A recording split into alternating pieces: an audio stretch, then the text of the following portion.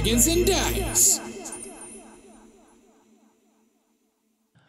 What's up, my derps? It's your boy, Gregolis, and that's all I'm going to say today. I'm just kidding. I will get all of my talking out at the start of today's stream. It's all about Dungeons, Dragons, and Dice, and for episode 27, it's a little bit more special because, as I just mentioned, you will not be hearing from me as my character has been turned to stone. Turned to stone. Cue applause. Cue applause. Cue applause track. Or weeping, or whatever you'd like to do. Or weeping, Ty's laughter, or Borok's laughter from the tavern. The Borok laugh track. Yeah, it's perfect. We need to add that in as one of the things. Yeah, we really do. So as you can see, folks, we are not all together in the studio today. That is because COVID is a thing that's happening around the world, and we thought, hey, let's play it safe here, folks. We had some scares in the studio, and so two of the smartest people I know decided to stay home. One just returned from vacation, and one leaving for vacation. It all makes sense, and we are excited for them on their journeys and also totally jealous, and that's how it goes. What's going on with the Derpwood this week, folks? We had a strange, crazy week. Dungeons, Dragons, and Mike, I took over again this week as much as possible. I like to take it away from Ty. It's just kind of my thing. And we had John Keating Woodwrights, joined us, and we dissected the one-shot that we played that became a two-shot over our birthdays, which was a lot of fun. So check that out. Actually, people have been responding really well to that on Twitch and whatnot. Keep hitting us up in the Discord and in the DMs about that. What else we got going on? Peter, you've been doing your world building, and you've changed it up. You did Monster Mondays, and then you did... Yeah. So we actually have, we did culture and lore last week, nice. And we made some factions, one that Burgess Livingston's a part of, and... Ooh. I'm just getting used to these new headphones. It's really weird. Also, this week is Map Making Monday, and then the last Monday of every week, which was the 31st this week, this month, we'll have. We've had people redeem character NPC creations, so we will be making them as characters alongside some other stuff. We have usually it's also like cities and towns, building cities and towns. But yeah, we're gonna do that also. Stay tuned next week. A new episode of D&D with me is coming out on YouTube, and hope you all enjoy it. It's about kind of event tracking. I'll give you a little spoiler now. Spoiler alert. Event tracking in your campaigns. So I hope you enjoy. I'm very happy to actually come back to do some videos. Yay. Your videos are always so great. Oh, thank you. And you actually had some harrowing adventures getting back to your computer today, which was scary. Speaking of scary things. Drive safe, folks. Yeah, drive safe out there, folks. Wawatesi is sitting in the studio with a broken leg. Way to go. So that's a thing. That's why we missed Wild Shapes this week. But do you want to talk about what you got going on, and maybe we're back Thursday? You're gonna be. Do you want to talk about what happened? Do you want to talk about what happened? Do you want to talk about your broken leg? Yeah. I will hopefully, I don't know. I think I'm gonna work on Barkley, that's it. Drew a blank there. Sorry, people. I am going to possibly work on Barkley outside of the show just to try and hurry it along. So if anybody wants to chip in ideas for what to do next, yes, I am getting a leg up on competition. Me. Albert. Nice. You can do Albert. Yep, perfect. And Becky, what do you got going on? Well, we're going to do a leaving. Normal Trails Trinket stream this week. Keep working on our little mind flayer buddy. And then I won't be streaming the following week because I will be in a different country. So you can't quite stream from there. The Mind Flayer is actually quite topical because that's what we fought throughout the little two-shot that we did there. Oh. Nice. Ooh. It's I thought you meant like Did it- ointment. Did anyone die? No one died. I'm surprised. If it was John DMing, I'm very surprised. He was out to get us, but we're just better than him. And at one point, I broke the game. So there's that. Of course you did. Yep. He won't admit it, but see, you just wait. It'll show up in chat. Ty, what do you got going on? You just got back. Tell us what you I just got back from Mexico. Cabo is amazing. I had an amazing time. You know, I got some color. It was super easy to travel through COVID, truthfully. Our plane there had 40 people on it. So it was comfortable. Coming back was a little more busy, but it's because they had to amalgamate like 3 flights into one. Otherwise, yeah, everything's good. I'm back on Wednesday. I'll be back with Dungeons, Dragons, and Mike's recapping this episode and answering your questions. I'm not sure who of my lovely colleagues are going to be joining me, or if anyone is. I don't know, but we'll get to that on Wednesday. And then next week on Wednesday mornings, which I believe brings us into February, I will have Ty Wilson Talks coming back on again after a little bit of a break. So that's what's up with me. Perfect. Busy man. You are a busy man. What else? Just before we jump in here, we're going to give a big shout out to all the new followers. Once again, it's coming in so fast and furious that we're just saying we're doing the blanket thank you. Keep that up. We are very active on Discord. I think the link's in the chat somewhere.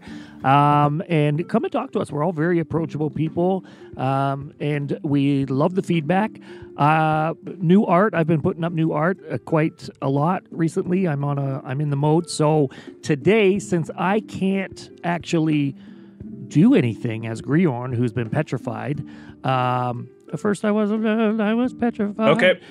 I am going to draw. I'm going to sit here and draw, I think, while you guys all figure out how to fix me, hopefully, or leave me. That's not or, possible. yeah. We're just going to defile your body. It's fine. Yeah. Okay. Yeah, that makes sense. One last thing. I did want to say a thanks to Top Down Tabletop for making us a part of their That was awesome yesterday. 1-year anniversary stream, the Derp Down Careful Hops. And that Derp Down Careful Hops live. Shanks used my actual background as his background. It was honestly such a fun time showing off clips, showing off some of Greg's art too. So if you were there, and thank you for that. Just the Top Down Tabletop, thanks so much for doing that. It was absolutely fantastic. I didn't even know this happened. That sounds amazing. We're incredibly honored. So yeah. But yeah, that was about it for me. I'm excited for Critical Role, the show coming out next Friday. If you got Amazon Primo. Oh, hell yeah. God, I'm so excited. So stoked for that. It's coming out the day I leave, and I'm like, no! Aww. Yeah. Okay, folks. Is there any announcements other than that? Oh, Greg, I don't know if you're seeing this in the top of the Discord. Don't worry Perfect. about it. Okay. All right. I'm done worrying. Okay. Peter. Are we all good then? Take it away. Yes. All right. Previously on DD&D. Our hostile group of weirdos were stuck in the middle of a sandstorm on the edge of the Gagotan Barrens, in search of a wayfinder to take them across the shifting sands to the stone in the sand, aka Sacellum Idrolaris. They found themselves beset by the storm and approached by a mysterious figure. With their only hope of escaping resting with this person, they moved to escape the whipping winds and biting sands. As they boarded the ship on skis, the figure reveals themselves to be a wayfinder, an air genasi by the name of Rill, who saw that they were in distress and sought to help them. Upon safely arriving in the Valransa way stop in the evening, Rill let the group know to speak with the skiff master in the morning and to enjoy what the humble way stop had to offer. Finding the local tavern, the party learned a lot about not just the area being an all Genasi village, but their companion, Cypher. With them dropping their form and revealing what they truly look like as a changeling, much to the party's surprise. Over shots of wheatgrass in the tavern, the party learns from the local bartender that it's odd that Grjorn has the tattoos of a Genasi, but of each element. And after some gastrointestinal issues for Grjorn and a night's rest, the party awakes in the morning. The party met with the skiff master Simoon and received instructions that they cannot just take them to the Sacellum Idrolaris, as they need a map to traverse the shifting sands. As it's an artifact, she suggests checking with the Sisters, a mysterious group of siblings that arrived in the town nearly a decade ago and are collectors and researchers of sorts. As the party met in the old sunken temple that the sisters call home, they met with one sister, Azalo, who let them know that her sister, Azusa, would be the one to speak to about the map. Leading Cypher into an office, things quickly escalated as Azusa pulled back her hood to reveal long snake hair and reptilian skin and began to attack. After a long, hard-fought battle in the sunken ruins, victory came to the party. But not at a cost. But at a cost, I meant. Grjorn, while still fighting with was affected by Azusa's gaze. As the Medusa fell to the ground, Grjorn felt a stiffening in his legs, then his torso, and there, in front of the party, he was turned to stone. As the torchlight casts a warm, fiery glow on the hallway, the light licks and flickers over the collapsed armor of Deshai, the battered form of Azusa, a spill of crimson on the floor, and the crumbled body of Azala. The stone form of Grjorn stands, gray and flexed stone, stuck in a pose of realization as if something terribly wrong was about to happen. This is where you pick up.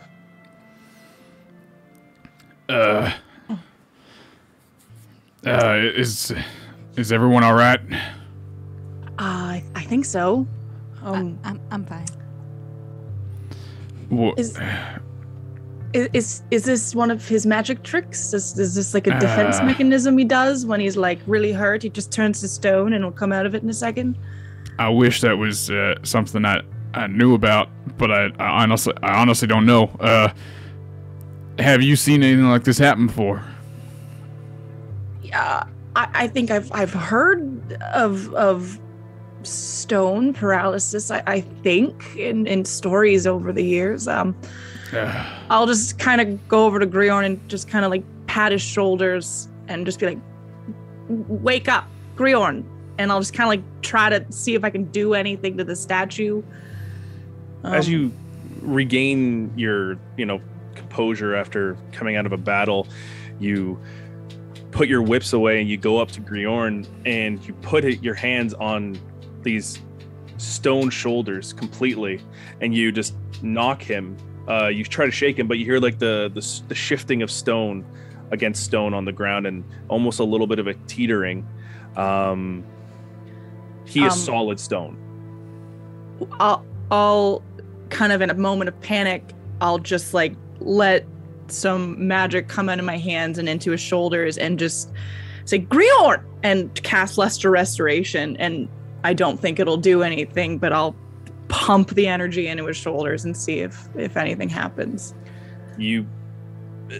Once you kind of get the severity of the situation, you rub your hands together and this neon yellow kind of flecks start to come out from your hand, and you smack his shoulders again, and it's almost like a shockwave of yellow flecks go through his body and then just dissipate into the ground with no effect. I don't think I can fix this. How about There's some gotta be rum? Does anybody have any rum? Just feed I it to don't. him. He's out. The only thing I can think is, there's got to be something around here. Tessie, do you have any magic? I mean, if your Lesser Restoration didn't work, mine's not going to work either. Damn it. Tessie, come here and help me search these bodies. See if there's anything we can find on them. Okay. I'm going to walk over. Maybe to be thorough, we should take what we can off the bodies. I don't know if you get stung by a spider in the woods, you try to get the venom from the spiders. So maybe it's something like that. Is there venom on this Medusa? Do her hairs have teeth with venom, or? Well, I'm going to go check it out. We're going to see what's what. As you and Wawatesi walk over to the body, first you check the Medusa, Azusa, and she was wearing very light dress, like kind of silken robes that kind of cut off at the shoulder, and there's not a lot of pockets on there, but there's just a spill of blood still oozing out of the body onto the ground. The snakes lay limp, her eyes kind of rolled back into her head, and she lays there with almost like a frightened expression. Wawatesi, you start looking at Azala, and you find a little, like, almost like a polished orb on her person. Okay. It's like a granite orb, and it's about the size of like a fist. Actually, it was in one of her pockets. I'm gonna vial up some of this blood, the Medusa blood. Do you have any vials or anything I do. I have, I think, 5 of them. on your person? Yes. Okay, good. Because just want to let you all know, Yeah. Grjorn was holding the bag of holding, and that is now turned to stone as well. Fuck. Rude. Well, there's an entire house here. Is there cups, goblets? that they drank? I did have these on my person, but Okay. Okay. Just making sure. So I'll use, I guess, 3 vials. How you tell me how many I can get, Peter? Well, how many I'm not vials going to do use you them have? all. I have 5. So Can you roll sleight of hand? yeah. I can also assist. I've been in the woods. I can help. All right. If that's up to Peter. If you'll let that. Yeah, go fly. ahead. Go ahead. Come on. Yeah. So 8. Natural 1 and a 4. Beautiful. Sorry, what was it? It was an 8. So I rolled a natural 1 and I rolled a 4. So Okay. yeah. And that was with advantage? Because if Yep. she's assisting, oh my Yeah, god! no, that All was right. with advantage, man. Sorry, dude, you got 2 vials of blood. all right. Can I try to get some venom from the snakes? If there are Yeah. any venoms? you can go take a look and roll a nature check. Ooh. Don't look it around. Yeah, it's off the table.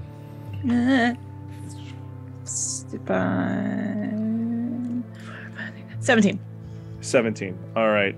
As you go to the snakes and you kind of look at them, you realize that their fangs they're actually not venomous snakes. Like, you try to milk one of them, for the lack of better word, and there's no venom that's coming I'm out. pretty sure that's actually what it's called. Yeah, I think it's. Yeah, It that's is. what it's called. It just took me Yeah. off guard. I saw her face. She saw like milking like a cow on the snake. Hold on a second. Our thing is timed out.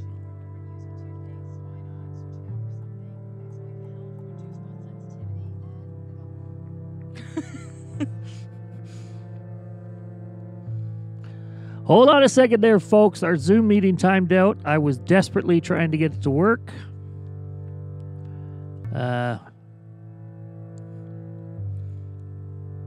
Apparently, it's just me and a stone Grjorn today. Yeah.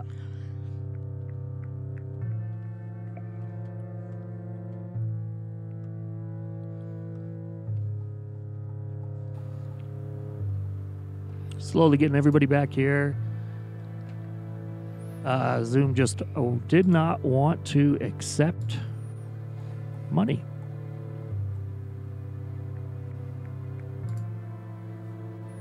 Fun. There we go. Yeah, And I we're saw back. it. I saw the timer ticking down, and I was Yeah. like, "Somebody gonna fix it?" Yeah, it didn't. It didn't want to take any money. I got to do some fixing of the setup here because. Oh, Becky's the dungeon master now. Yeah. Suckers.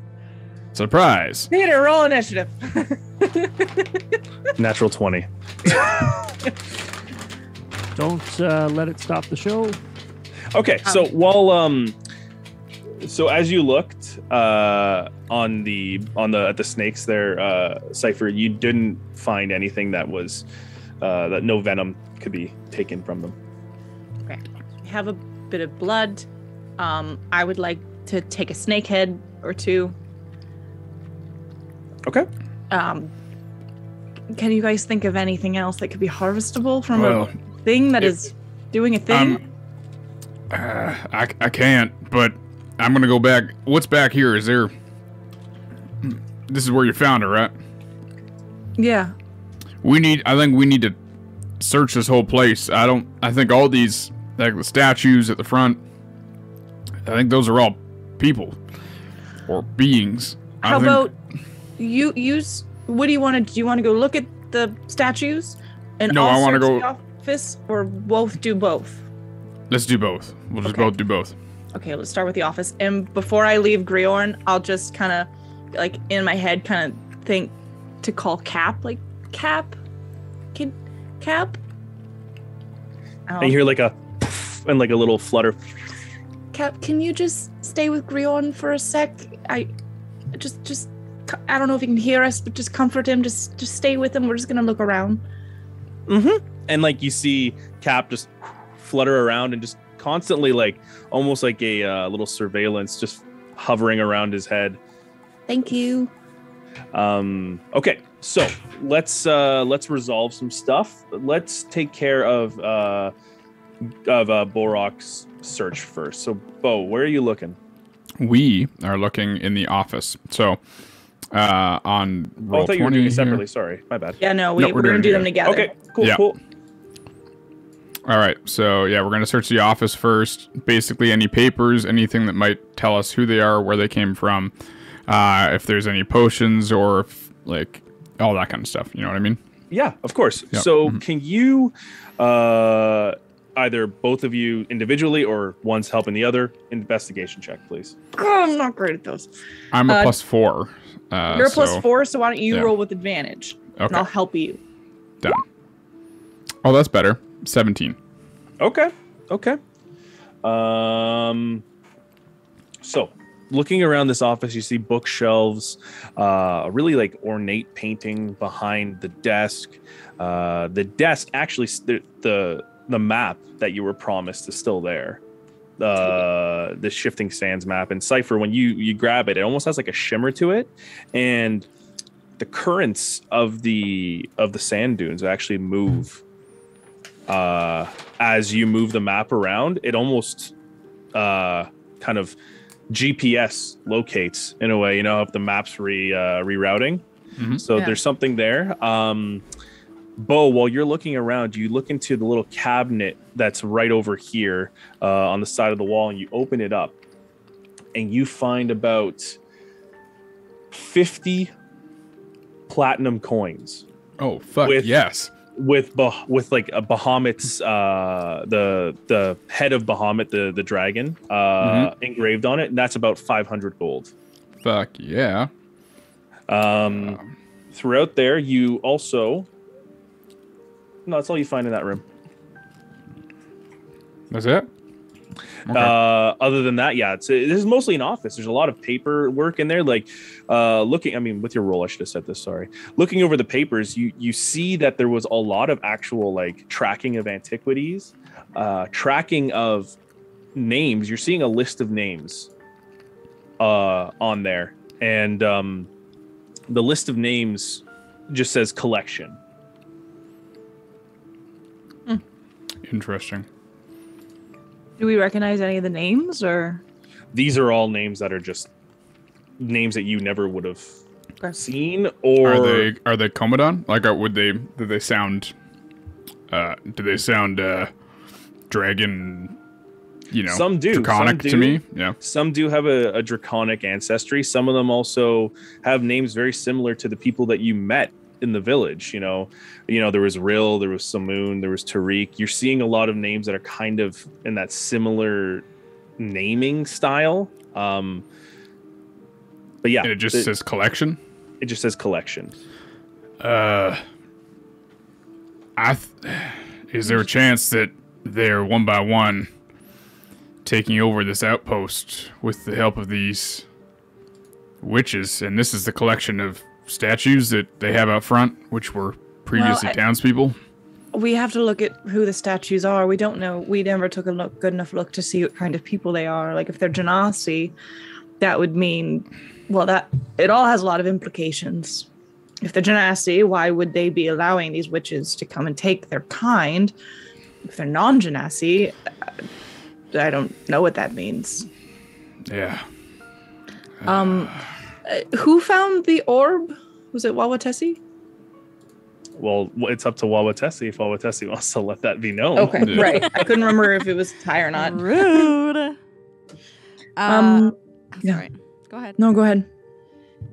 I'm still standing with Grjorn. I am going to, I think, they went into the office. I'm going to go around, look around the other room. Okay, go ahead. The baker room here. All right, so you're pretty familiar with this room. You don't need to roll a investigation on this one.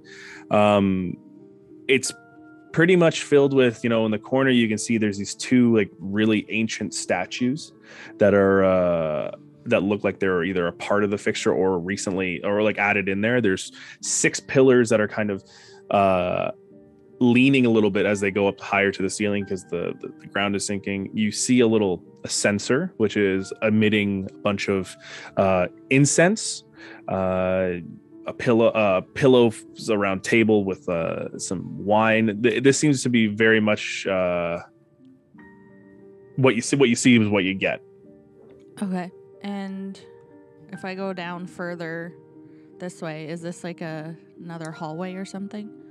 Yeah, it starts to reveal itself a little bit more as you go down here. You go down here, you see a little hallway open up, and you can see it definitely goes into another room there. I'm gonna walk down there. Alrighty then. As you Please walk don't kill me. in, Roll initiative. I like how you begged. for it. I like how you begged. Please don't. Please don't kill me. Please don't kill me. You walk into a fairly well-furnished room with side tables, 2 beds, one crimson, another one purple, a nice fancy sitting couch, mirrors on the wall, 2 boudoirs, armoires, and a fancy carpeting. It seems to be a little bit of a like a resting area. These Medusas like to get sexy. They're sisters. This is a Game of Thrones. Can I look in their armoires? Absolutely. Please roll an investigation check.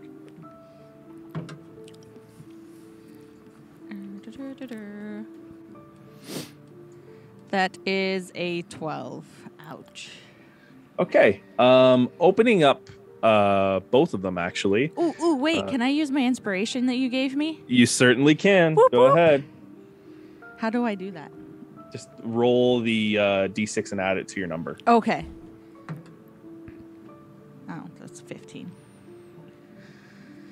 That was 15 on top of it? No, it was 15. How am I going to roll a 15 on a d6, Peter? Is it- No, what did you add to inspiration it? advantage on? Isn't it just a? I Yeah. added the so I rolled the d6 and I got a 3. So I added No. the 3 to the 12 that I already had. DM inspiration isn't a dice. It's just you get advantage. Oh, Oh. yeah, my bad. My bad. Okay. Sorry. It's not like Grjorn. So then Getting I in just a roll near car again. accident kind of helps. Does that to you today. Yeah, Sorry, buddy. reroll. It's all good, man. The adrenaline's up. You just get to use that, channel it into the game. We're good.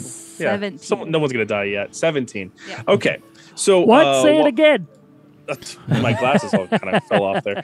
So Wawatesi, as you're going in to the through the armoire, you find a ton of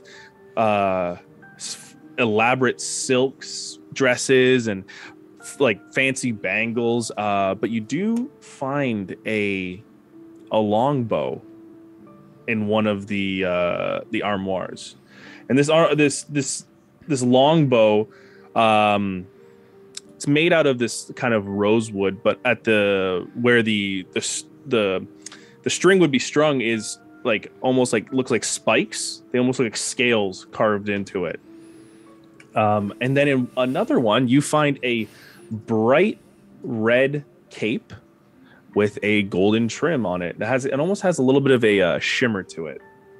Ooh, would it match the other fabric that I took or that I bought or whatever? Oh, what color was the fabric again? I don't know, but it had it had gold trim on it. I think it was a crimson one with gold trim, if I remember correctly. Yeah. Coincidence? No, that's not a planned coincidence. That's for sure. I don't have what color it was. I just have that it had the gold trim on it. I am going to take the cape and the bow, and I would like to take some of the bangles and a dress. Okay. You take these golden bangles. One's like a really thick one with a with an elaborate kind of stamped design on it of like roses intertwining in and out with little hints of like rubies on it. You find some other small golden bangles that are just thinner, and you took. I'll give you a choice. There's a black gold flecked silk dress with a little sheer. There is a purple, kind of has like a sheen to it dress, and then there is a light blue dress with a silver trim around it. The black one. Okay. And how many bangles were there total? Sorry. Three bangles. I just it's like cue the girls just want to have fun montage if we're like jumping on the bed, spinning around in a dress. And we're just crying over Grjorn's body. We're fucking like, oh my god, he's stoned. Oh, Tussie's like, yeah. In the middle of the night. While that is happening, and me and Borak are looking at the office, once we've kind of exasperated, like neatly picking through drawers, I will just proceed to like pull bookcases down to see if there's passages behind it. I will flip the rug up, see if there's anything underneath the rug. I'll tip the desk over. Like, I will destroy this place looking for anything else that could be like extra hidden. Okay. Go ahead. Sorry, go ahead. Yeah. No, go ahead. Go ahead. I was just saying roll investigation there. Can I help her? I'll start fucking trashing this place too. We're not just trashing, we're looking. Okay. All right, we're looking. Whatever you want to call it. 16. Okay. Immediately after, Bo finds the bag of platinum coins, you and your frustration, Cypher, start pulling down, ripping up, opening like passages, throwing books off the shelves, throwing the bookshelf down. Bo catches on and starts moving things, flipping over the desk to see if there's something there, throws the painting off the wall. And after about 10-15 minutes of throwing things around and looking around, this is just a sandstone room with nothing else in there. No, like secret vaults behind one of the stones, behind one of the paintings or anything? Nothing. Okay. Once I've done that, I will go look for Wawa Tessie. I want to, just because, would Barack know that the eyeballs are the reason people were turning to stone? Like, he saw people looking away and stuff, right? Like, do you think that's... Roll history check. All right. I think we said that I would have known that I'd heard of that kind of thing, right? Too many things going on right now. There we go. 15. Okay, so you, and obviously with Cypher in there, and I hope you don't mind if I do this, Cypher.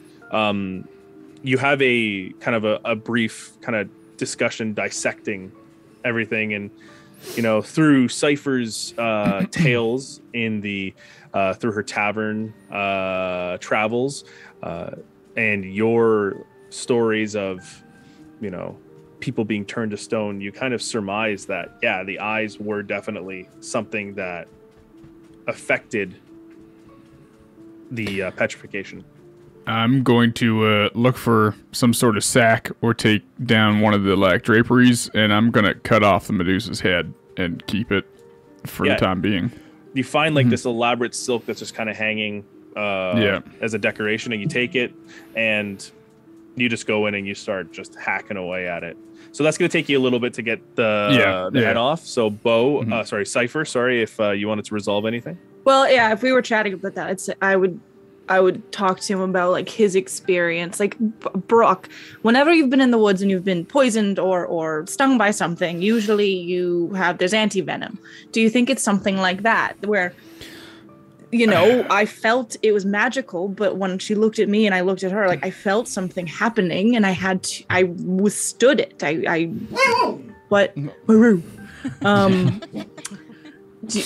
Dog runs in. Yeah. Do you think Shush. New familiar. companion? It's canon. Yeah. Maybe it just. I believe. Put it on him. I do believe there are potions mostly. From what I know, I only know a little bit about Basilisk that do a similar thing. It's called, I think, Petrification. Yeah. There may be cures. I hope there's a cure. But before you wrap the head up, can I just use it for a second? Yeah. And I'll just take the head and under my arm, and I'll just kind of go over to Grjorn's hand, and I'll just rub her dead, bloody stump over his hand and see if anything happens. So, and then I'll throw the head back at Barack. And so you're rubbing that on Grjorn's hand. Yeah. Just rubbing the bloody Just the hole bloody over. stump. So you just like this big Sure, it application. wasn't my leg. What? You just put it on his arm, and there's just this blood smear. And Wherever there's hand, not hand, not armor. yeah, so you put it on his hand, and it's quiet for a second, and then there's no effect there. Okay, maybe we need to do something to the blood or something. Cap, have you ever heard of anything like this? Go ahead, Bo. I was gonna say, you tried lesser restoration, correct? And that didn't work. I mean, that's what I usually use for any poison or paralysis or anything like that. But I do know that I think there's a higher level spell that's similar to that. I mean, I would know this, right? I mean, technically, would I not know this? I mean, if it's a school of magic that I'm aware of. There is like a more powerful version of that magic that I haven't learned. I don't yet. know if it. I don't know. Neither do I. I don't know if it would actually work or not. But I mean, if the lesser version works for paralysis and stuff, maybe. But I think the best thing we can do is ask around. I think we got a bone to pick with a couple of these fucking townsfolk. Yeah, let's see what Wawatessi's found. All right. Wawatessi, What? darling, what have you found? You hear like a little echo off in the distance. Wawatessi. Did I go through both armoires or just one? Yep, you went through everything. Okay. I will call to Cypher. Like, Cypher! Yes? I'm over here. I'll just kind of jog towards her. This panicked run. Yeah. Did you find anything? Tom Cruise run. I found some stuff. There's some there's shiny things in here. Look there's shiny things. Can you show me the shiny things you got? Well, I can show you the ones that I got, but there's other ones in here. Okay. You can look at the other ones. So I see some dresses, and what else? I don't know what they're called. They're shiny things. Like, Didn't they? are you didn't showing they me just the dresses? Yes, they're red. What? I didn't. Are you No, showing me she's- just the dresses? She's referring to like the bracelets and stuff too. She doesn't know what to call them. Bracelets and stuff? I want to see everything that you found. Oh, okay. Like Show me it all. today or like forever? Like right in this realm of housing. Oh, okay. So I'm just gonna like hold everything out. Be like, this is what I found today. Do I see the orb? Well, Wawatessi, do you reveal everything? Yeah, I'm gonna put everything out because she's Yeah. called me out on my shit before. Cypher, you see like an impressive haul just thrown out on the ground. There's like a longbow, there's a cape, there's like this granite orb that just like the size of a fist just rolls out, and then like a dress and a couple bangles just drop to the ground. Where are you even keeping all this? It's impressive. In my boot. It's a big boot. Not even mad. Can I pick up the orb? Wawatessi, I'll give this back. I just want to look at it, if that's okay. You can look at it, but it's mine. Yes. Can I pick it up? Is that okay? Yes. Thank you. So I'm gonna I'll like go. grab all my stuff up quick and like shove it back in my boot. Mine. I just picture that like video of the lady in Walmart or whatever where there's like shoving stuff up her dress. Oh yeah, Yeah. I've seen that. Yeah. Whoa, Tessie, wait a second. Are you, you see that bow over there? Are you That's partial going to in that? the boot too. I'm out jamming a bow into her boot. Mike, Yeah. this, really? Really? All right. That's also a really nice cape. You know, I wear a cape. I like capes. But anyway, the Granite Orb. Yeah. So you pick up the Granite Orb and you see, yeah, it's about the size of like a fist. And on further inspection, you see like there's like these little like crystalline veins that run across it, but they actually make the shape almost of like a stein, like a beer stein. You are petrified. Don't even look. Can I Put your head back down.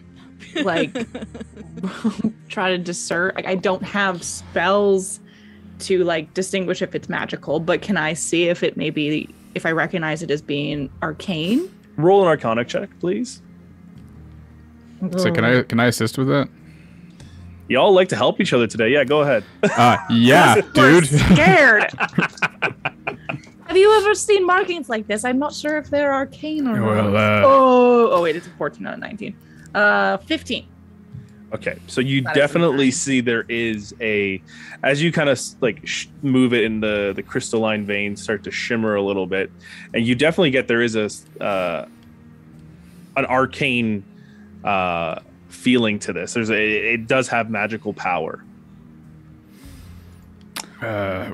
is this something that, like I don't know, sorcerers use them, or like wizard people use them? We don't have to necessarily, but like a focus of, I don't know, magic, spell stuff. Maybe.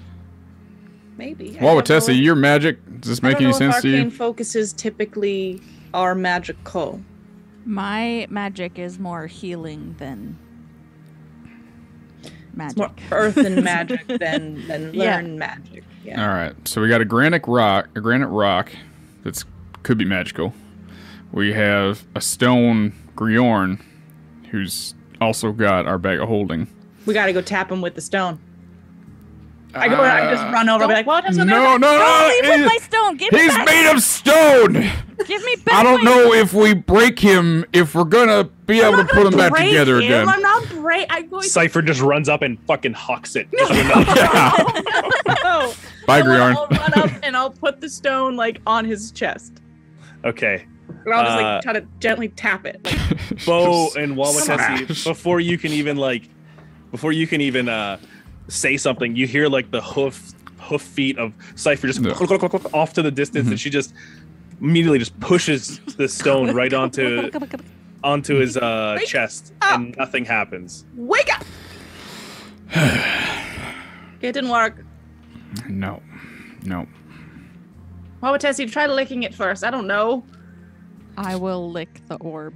Come here, lick it. Oh. Or do you want me to lick Grjorn? And then I'll lick Grjorn too. Both. Okay, I have questions and I have ideas.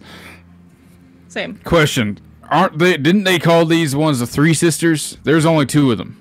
No, just Except for the sisters. one oh the sisters. Okay, Yeah. I don't know where I read into that. Okay, the sisters. You can change yourself into the one sister that only showed herself. You can go down to the dock and see if they were in on it. Like, kind of be like, yeah, thanks for sending up those newcomers. And then we'll know maybe what was happening in this True. town. Or we'll know if they were against us or with us. I like where this is going. This is right up my alley. Let's check on the stone statues out front. I wanted to see who they were. Right. But I think you should change into that person first, because out front is outside in case somebody walks by. We're a ways out, aren't we? Or is it not? Are You're we not like that far out. No, Not we're that like in far? the town. You're like 10 minutes from town, really. There Oh, could okay. be people around looking. Maybe. Can I We'll try to see. just go out stealthily? Is it a main road? Is it a Peter's like, Well, go outside. it's a main and I'll tell artery. you. Is this a trade road? Yeah.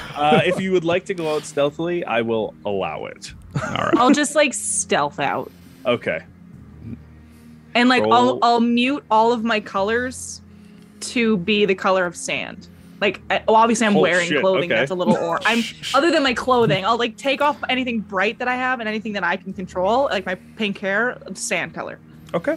Okay. And I'll Shoots octopuses into the background. Yeah. I'll try to get like, on my way out. So, Cypher, you kind of mute tones down to like almost like a tannish color, and can you roll stealth with advantage, please? Yes. 21. Okay. As you go out, like you can see a little bit further to the left there's this path that's going down the town. There's not a lot of movement. There's movement in the town center. You can see people coming in and out with the skiffs and moving around and stuff, but it's pretty quiet out here. But you're in this like well-kept garden area where there's a lot of like hanging flower pots and plants and like cacti everywhere. And you see a few statues like kind of just around the area. Varying size. I want it. Are they obviously people from the town? Like, are they wearing the same garb, or are they genasi? Like, can you tell from the way their hair is frozen if it was like a fire elemental? Like, So getting closer up to them, you see a form that stands out pretty well, and it's a Dragonborn. okay, Not unlike the same face you saw of Grjorn, the shocked face. It was a kind of a slender neck, like a little bit of a longer neck too. Dragonborn in fine robes. You can still see the detail in the robes and everything. But it's almost stuck in a pose that's like that. And then you go over to the next one, and you see one of you recall back to the bar. Tariq was an earth genasi, and earth genasis have almost like dry, cracked earth surrounding their eyes. You see an earth genasi there in the same pose, and then you see another dragonborn off a little bit further down in the garden. This one's wearing a little bit more armor, ceremonial, and you see another genasi too with the it's almost like short hair that's almost like spiked up into the back, and it looks like maybe it's hard to discern, but maybe this like kind of like a fire genasi. so a solid mix. So I'll go back in and I'll. It's both Dragonborn and genasi out there. So it's very like. We've been told since we got here we needed to go to the skiff master who needs to get the map from these people. And they say they've had the map before and they never meant like, was this a ploy? Because obviously they do have a map that'll show us where we need to go. So that wasn't a lie, but maybe just because we're cool looking and it wanted to take us for the collection? I mean, maybe. Or Like they hadn't seen a dwarf like in a long time. or they don't want any. Oh man, Remember? It was me and him. you're fine in the town until you start looking for the map. Maybe that's it. Those other people could be the ones that went to try and find the map. If someone Maybe. goes asking the skiff master for the map, they bring them up here and they're petrified.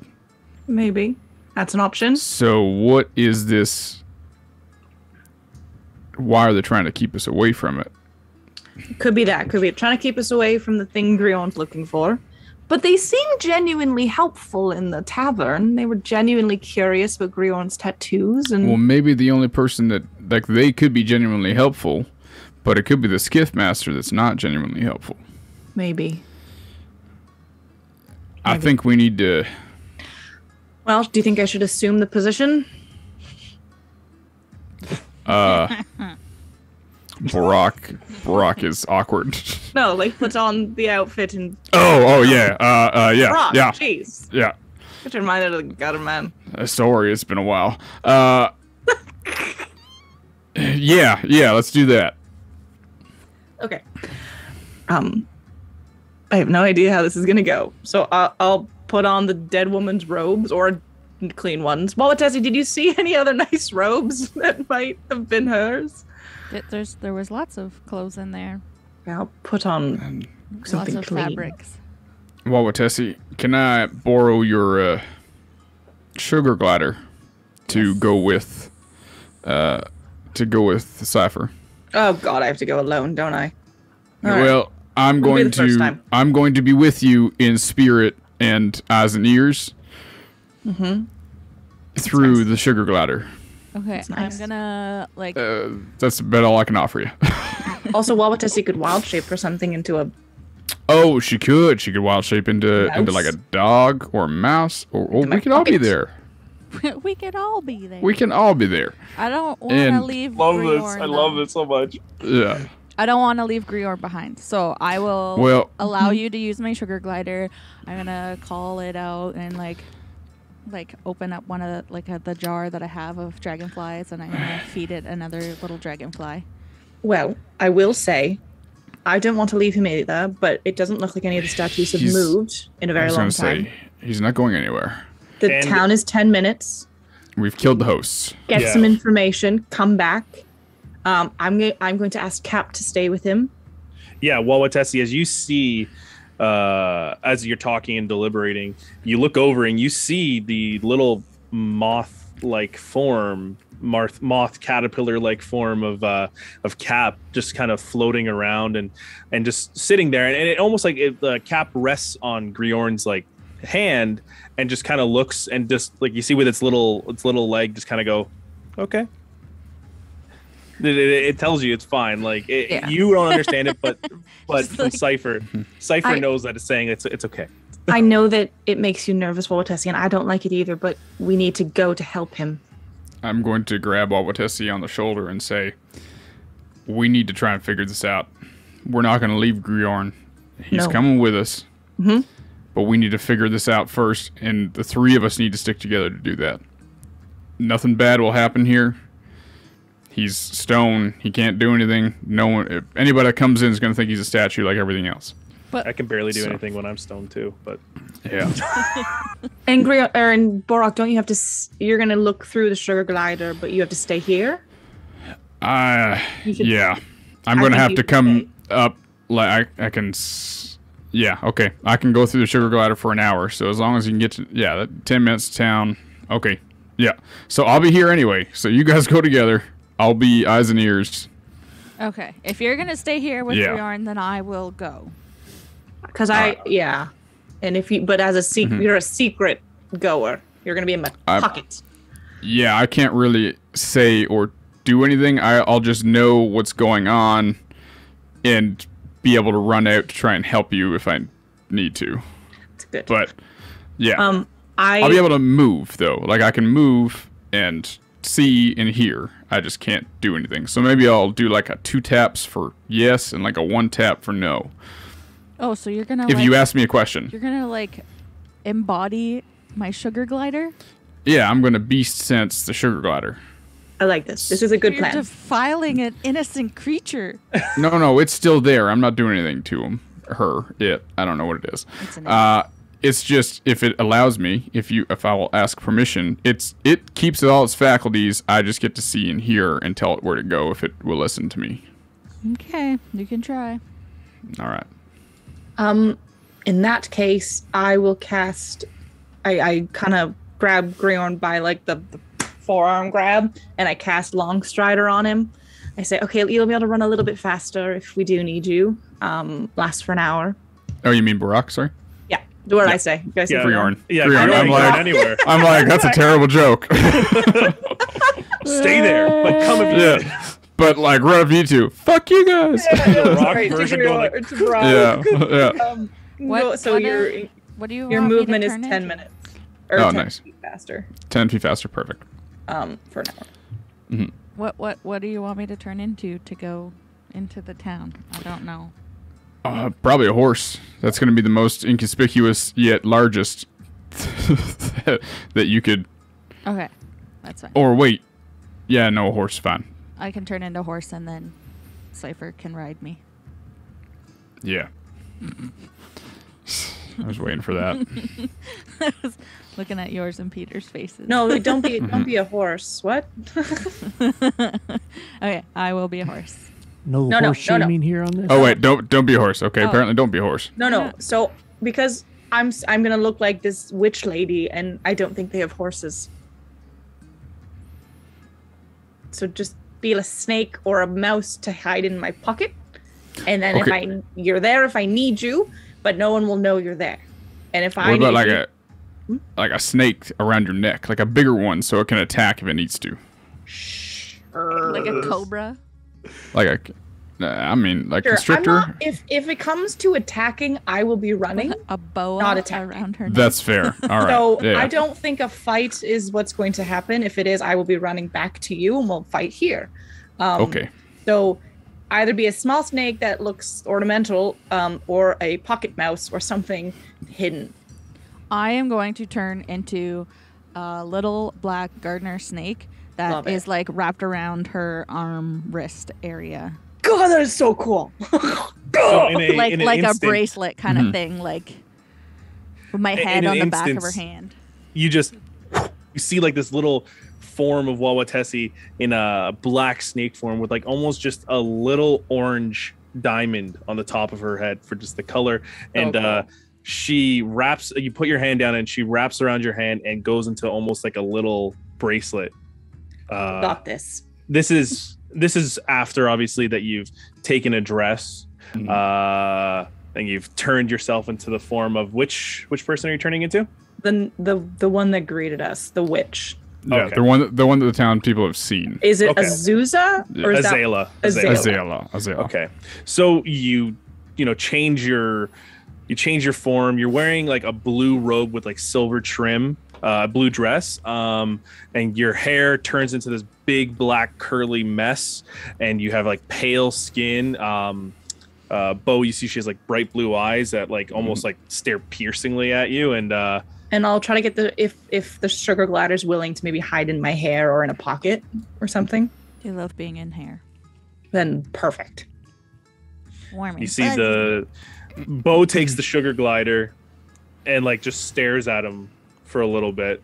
I basically sit down into like almost a meditation position, look at it, and then you see my eyes roll back in my head, and the sugar glider kind of hop off into your mane of hair.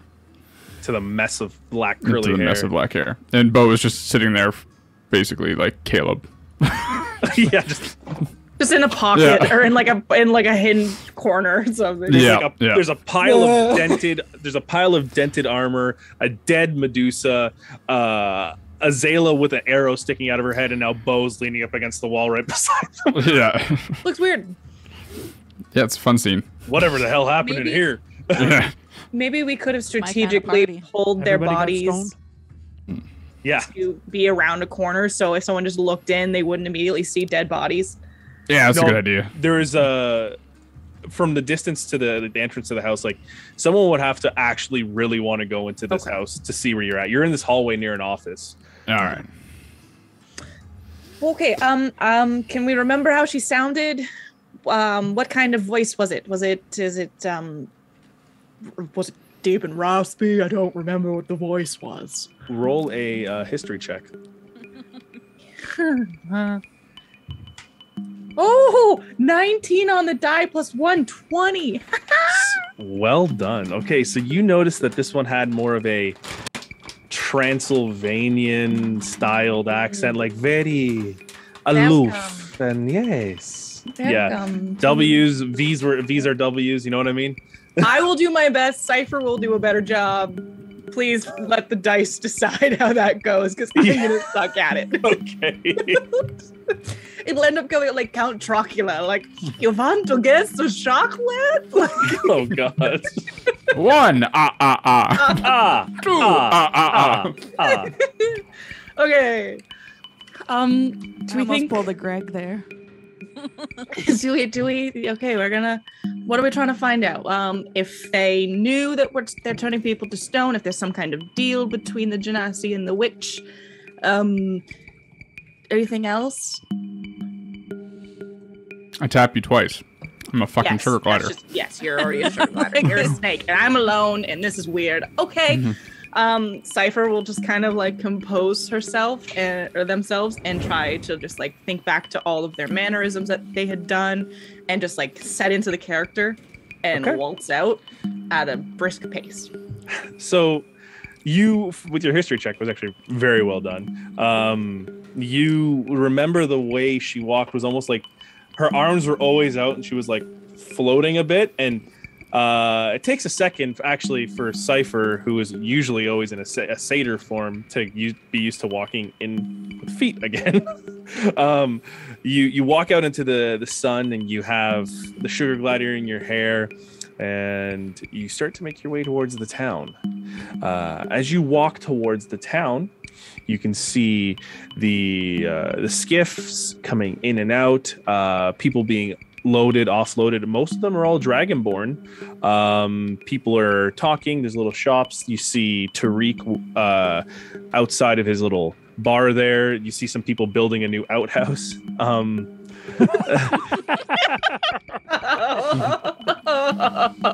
I had to call it. I had to call it as I saw it. See a child weeping. No, I'm joking. My Why eyes. weren't they weeping last time? It's like prayer candles around the old spot. That's why you got turned to stone. Yeah, that's what it's your penance. As you make your way towards the town, you see the little desk, tented in desk area of Skiffmaster Simoon, and you see Skiffmaster Simoon standing, with her gray skin, her black hair that's always kind of moving, but this time she has goggles on her eyes, and she's like messaging, like pointing to someone to bring in the skiff and to move in through the day there. She turns around and she goes, "Oh, hello. I'm surprised to see you here, Zayla." And I'll just have a very like stern face on. Well, we've had a very exciting day, lots of visitors. Oh, yeah. Yes, so you've met the travelers there. I'm sorry, this is odd. I wouldn't have expected you to come until 2 days when you usually come in and do your market run. Well, I like to change things up every once in a while, It was just such an interesting encounter, and I wanted to know what you thought of them. Roll Persuasion. 14 on the die, plus 10, so 24. So she takes her goggles and puts them over her head and goes to her desk and sits down and pours a glass of water, pours you a glass of water, and she goes, "Well, I didn't think much of them. I mean, the dwarf there, it's interesting with the tattoos. I mean, very much with genasi, but from a dwarf, it's so weird." Yeah, I'm surprised. Are they still there? Because I sent them there. I don't know if you remember this. It was probably about 5 years back when you found that map. Mm-hmm. And this is the place we've been looking to get to for a while. And we can't thank you enough for bringing back our rituals and everything. Did they get the map? When I left, yes, they were talking to the sister about the map. Yes. They were just having a very interesting time, and yes. How is your dear sister? I haven't seen. Well, I've never seen her actually. I know she suffers from some ailment, right? Yes. What have I told you? I don't. You never met her, but have I explained what's happening with her? Oh, she kind of pauses for a second.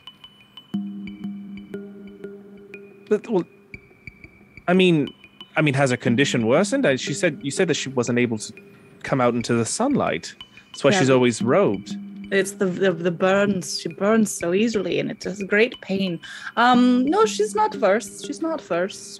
She's had a healthy appetite. That's a good sign.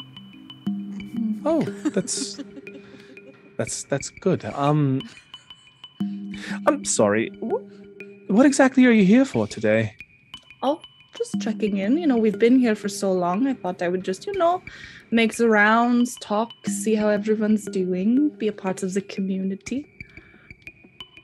Oh, and you see Simoon's face kind of go into a little bit more of a confused, like her brow begins to furrow, and she goes like, "Oh, okay. I mean, Are people not allowed to act slightly differently from day to day? Do I have to do it all the same all the time? just it's interesting that After so many years. you've been here for 10 years, and today you decide to not stick to your schedule, but that's fine. The sister, the more the appetite, the more she's just unbearable to be around. Yes.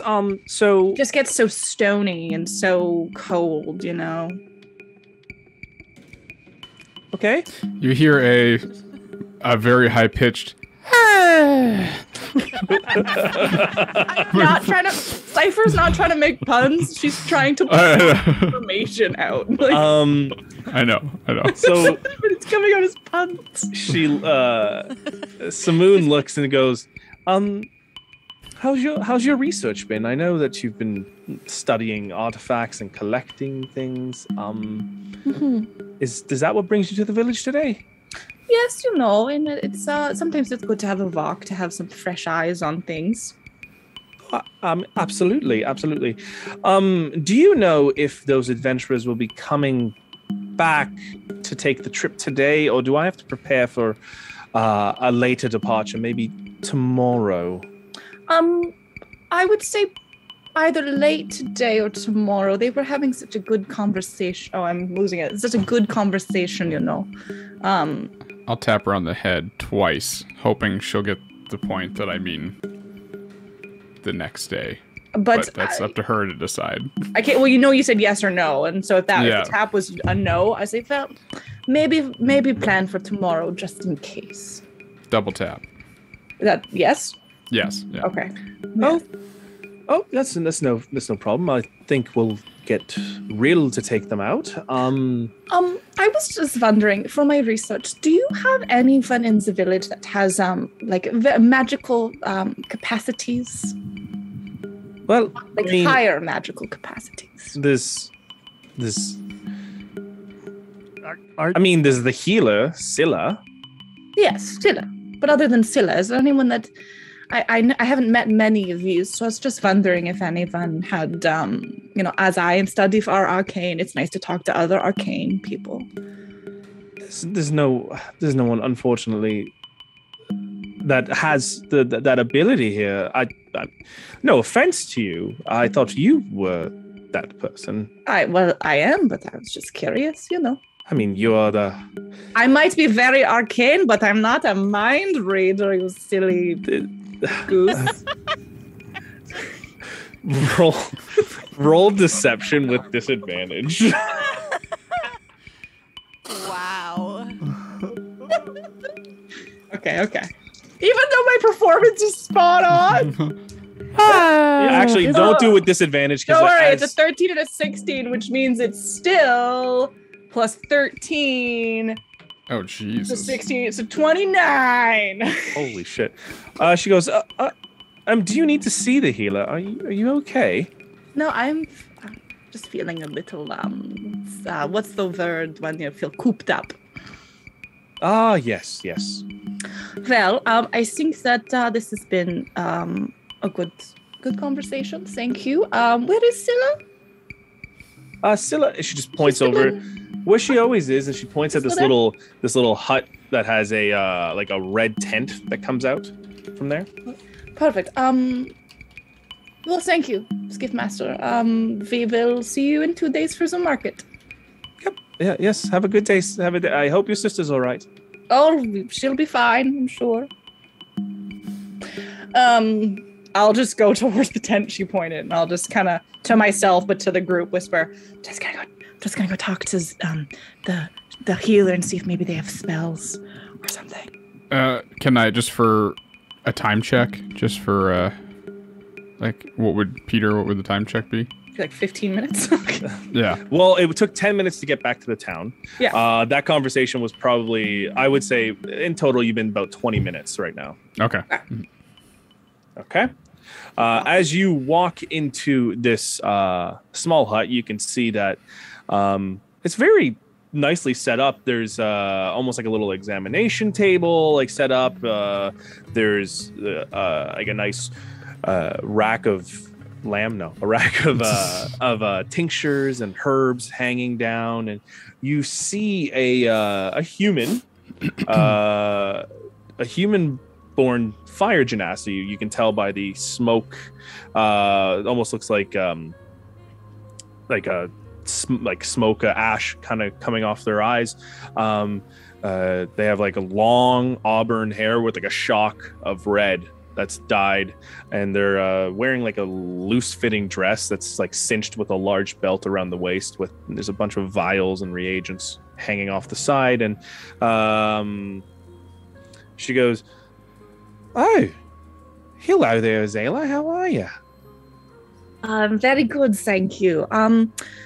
Just was wondering, I've been doing some research. Cypher could say that. Yeah. I'm just wondering, what kind of high-level restoration magic might you have at your disposal? It's not very much my expertise.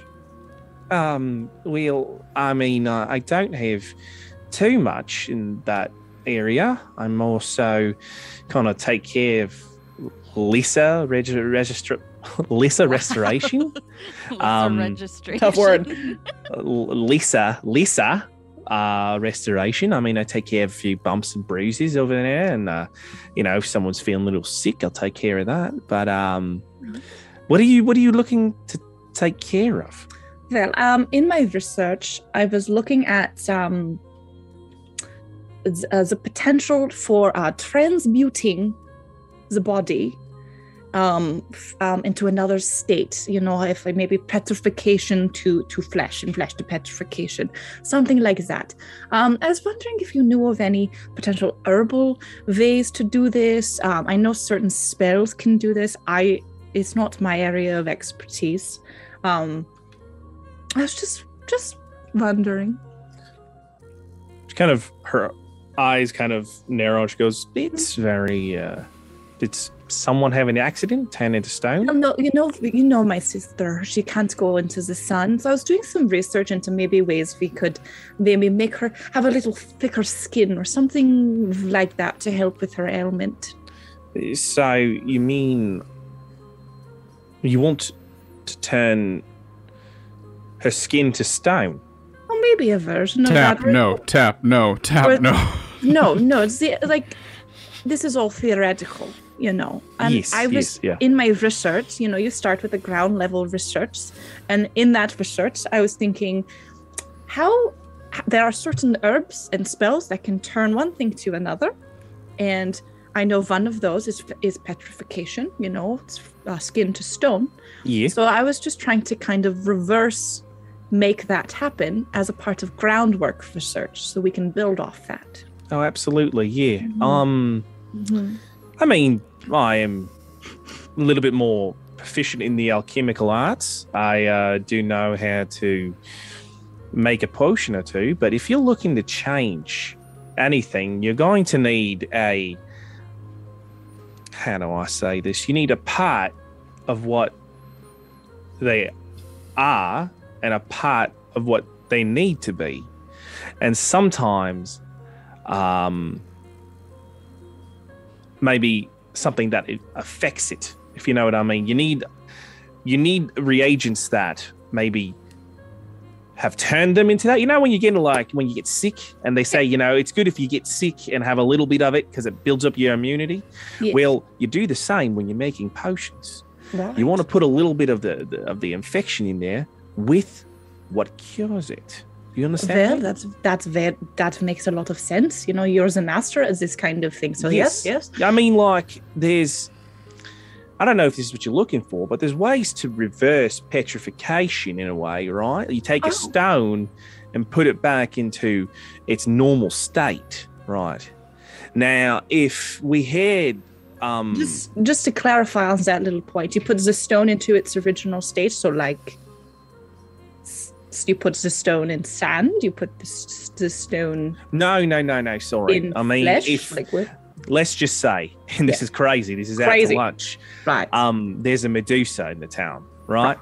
And if there's a Medusa, and they turn someone to stone, crazy. There's ways to reverse that. Mm-hmm. If there was a little accident. Mm-hmm. So, I mean, there's ways to do that. Is that kind of what you're looking for? But, you know... Tap. This is a very interesting point of conversation, which is going to be great for ground research for helping my sister. So, yeah, please elaborate. Yes. So, well, do you mind if I see your sister? I can just make my way up there, and we could maybe do an examination of her condition, so I can better understand where she is ailing. I mean, it's hard to say. That is a very fair, and you know, every good doctor sees their patient. I get you. Maybe not today. She's feeling better, but still not up to seeing the people. And this, honestly, it's kind of a little side project. You know how I have the collections and I have the researches. And this was, I kind of wanted to just see if I could surprise her with some things. Mm-hmm. So if we could just keep this right now between you and I, where I can kind of start getting the groundwork for this research, and you are going to be very, very helpful. I'm going to take notes of these. So you were saying the reagent, you have the original and the reagent, and you have to put it back into its original form. Could you just so I can take this home with me and continue the research, can you elaborate more on like the specifics of this? Because this is a great example. Well, it depends on the status of someone, right? Status, you had said already, someone crazy turned to stone. Sick crazy. Yes. What happens with that? Well, then I mean, put them in what? It would depend on who turned them to stone, right? Well, in your example that you said, it's a Medusa. Yes. So if we're going to use a Medusa, for instance, you do need blood of the one who changed that person. I mean, God forbid, God forbid they were there. Yeah. You're going to also need the stomach acid from a living basilisk.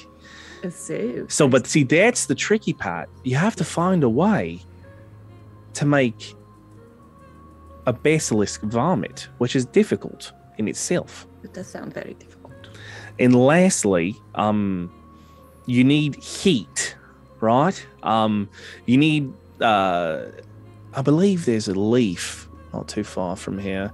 I believe it's called the flame fern. Flame fern?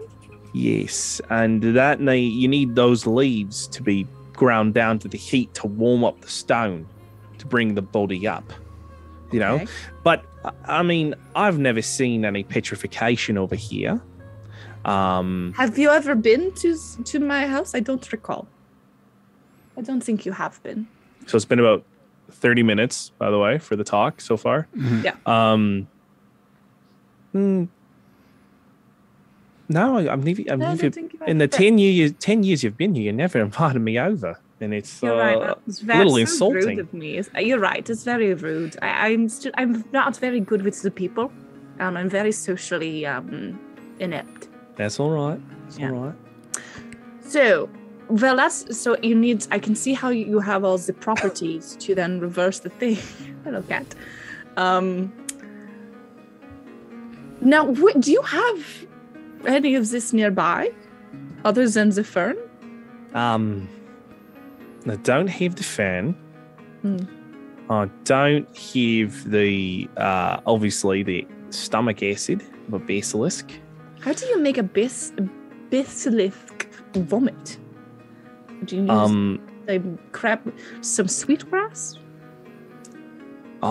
Frankly, I don't know. Never had to run into one, but all I know is that it needs to be from a living creature. Any basilisks nearby? Not obvious at all. I mean, it's curious. I don't know why you want to go out there. You want to get yourself turned into... This is all hypotheticals. I'm not going anywhere. I just hypothetical. Can roll persuasion with that question? Obviously, it's going to be 80,000 or whatever.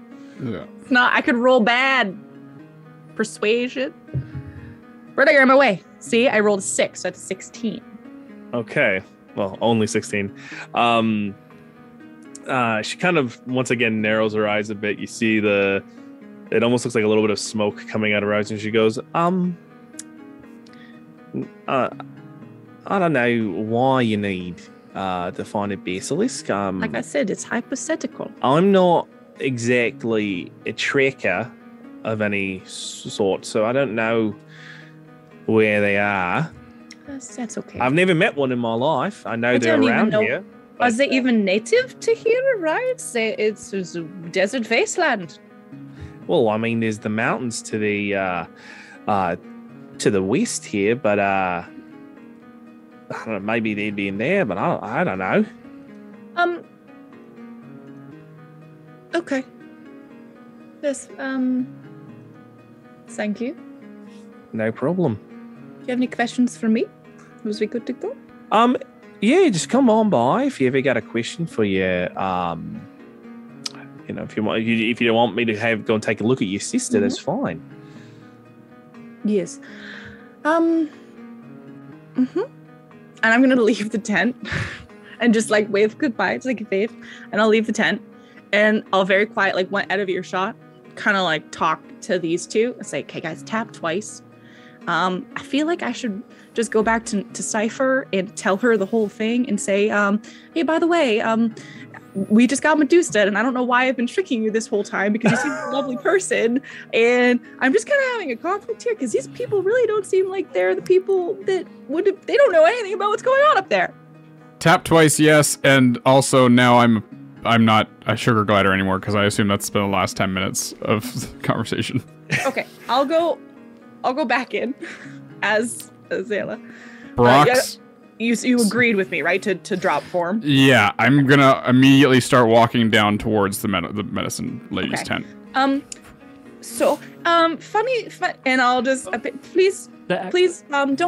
One sec, Amanda, what are you doing? Oh, I am still on her hand. Okay. So, and my voice will slowly start to change from this to back to the like slight British inflection, which is really hard for me to do. It's okay. Just do a transition.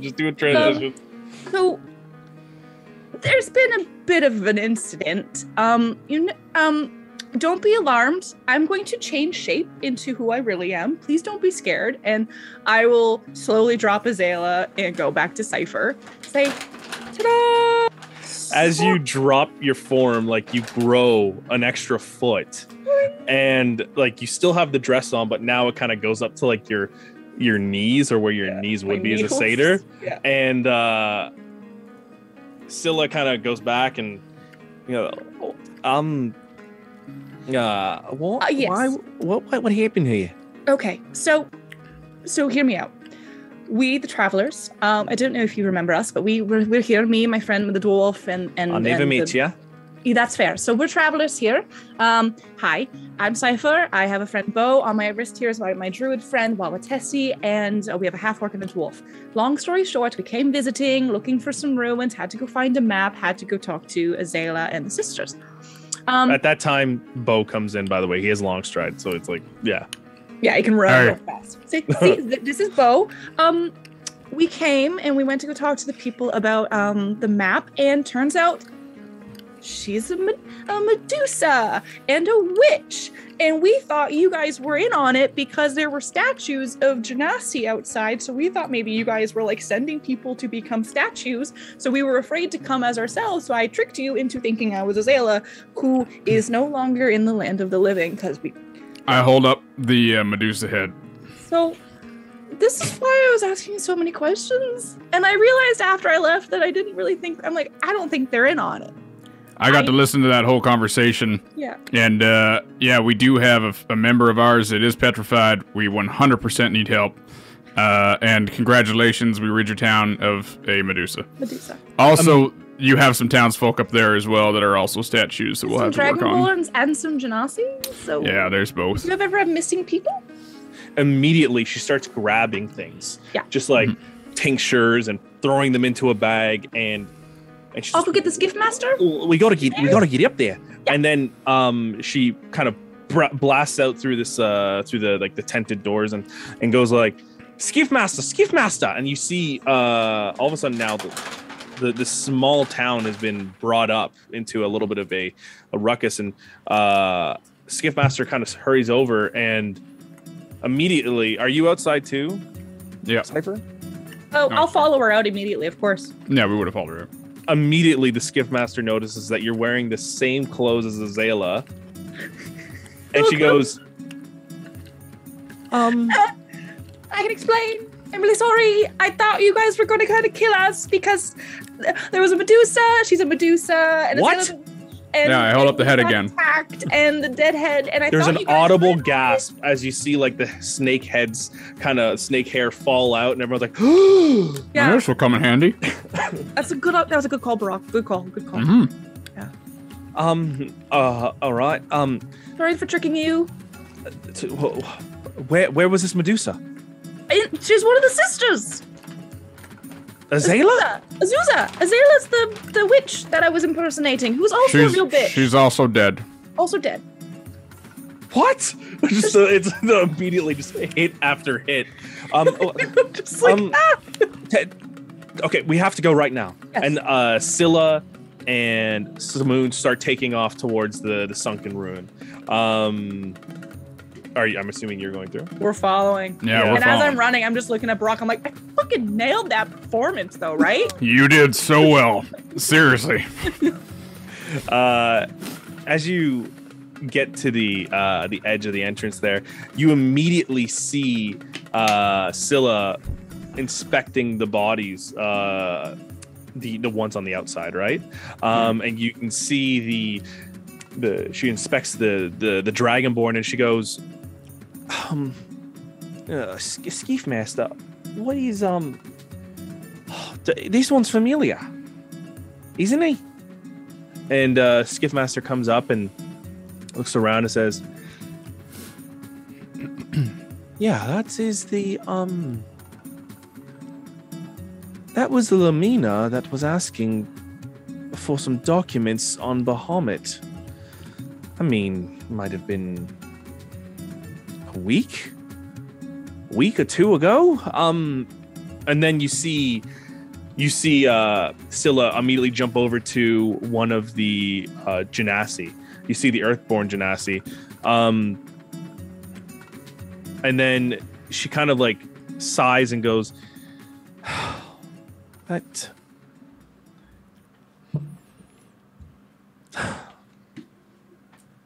And she goes, he was just here a couple of days ago. And then Skiff Master comes up and looks and says, oh, God, no. I asked him to come here just to see if he could find any sort of relic or ask for the map. Yeah, they did the same to us. As soon as we asked for the map, it was going back, and they tried to turn us. Luckily, we are stout, and we were able to defeat the three of them. They had a large armored entity that helped out, but unfortunately, near the end of the battle, our counterpart Grjorn, the dwarf that destroyed your porta potty, the stocky fella, he was turned, so we really need to get him back. And you can understand why we maybe thought it was you. I'll be honest with you. And she kind of pulls back her hair into like a ponytail, and she goes, I'll be honest with you. I'm happier that you decided to come as a Zayla instead of bringing an alarm like you just did to the town. Let's go inside quickly, and you can see that there are some of the genasi in the town. It's like the town has gone to a halt now, and everyone's slowly making their way cautiously up the road. Scylla, take them inside. I will deal with this. And you hear as you're kind of moving towards it to inside the sunken ruin, she sees like, all right, everyone, there's nothing to be alarmed of. Everyone stay here. And you see there's like a crowd almost forming outside the sunken ruin. As you go inside, I'm assuming you lead Scylla to Grjorn. Yeah. Immediately there's the gasp of carnage that's just before them. Watch your step. There's a naked dead. No, sorry, she's not naked because you changed her robes. Azala's laying there dead. There's a dead Medusa, and there's a pile of dented armor, and then there's Grjorn standing there in stone. Cap immediately jumps off of Grjorn and floats to you, Cypher. Thank you, Cap. Scylla's already there with like a magnifying glass, and she's looking in closer at the stone, knocking on it. I tried rubbing blood on his hand, and it didn't do anything. She looks at the ground, and she can see that like there is still some blood, but it's starting to coagulate. She goes, "Did you grab any of the blood before it started to coagulate?" Yes. I have 3 vials. Can I see them, please? Yeah, here. So she takes them immediately and goes up to the torchlight. She holds it up to the torchlight, and you can see like this translucent, like reddish hue glowing from in them. She's like, "All right, I'm able to at least make a few tinctures of this, but now it makes sense why you were asking for that in a kind of a roundabout way." We had to be sure we could trust you, honestly. Yeah, we thought you would. Didn't know if the town were in on it or not. They've been here for 10 years. None of y'all noticed. Yeah, and there's there are people, your people out here. No one noticed for 10 years? No, we come up here.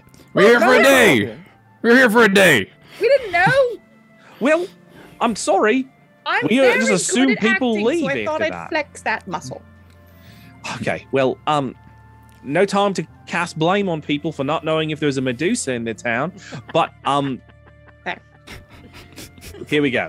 All right, and she kind of moves herself into the office and flips the table back up and starts writing stuff down, and it looks like just like really like formulas and alchemical formulas and stuff. And she goes, all right, do you remember what I was talking to you about there, Cypher? Yep. Heat from those ferns and basilisk vomit fresh from a live basilisk.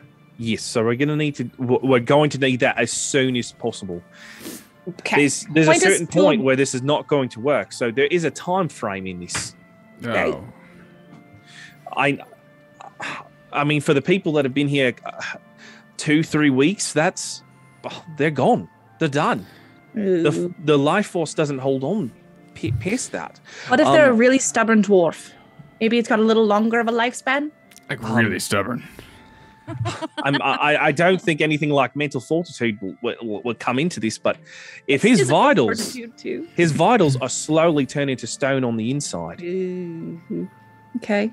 It flashes the front really quick, but the inside takes a little bit to cook, if you know what I mean. I get. So what's the time? How long? While with Tessie, tell us the time first. 9 hours. A week? Sorry, say that again. How long? How long?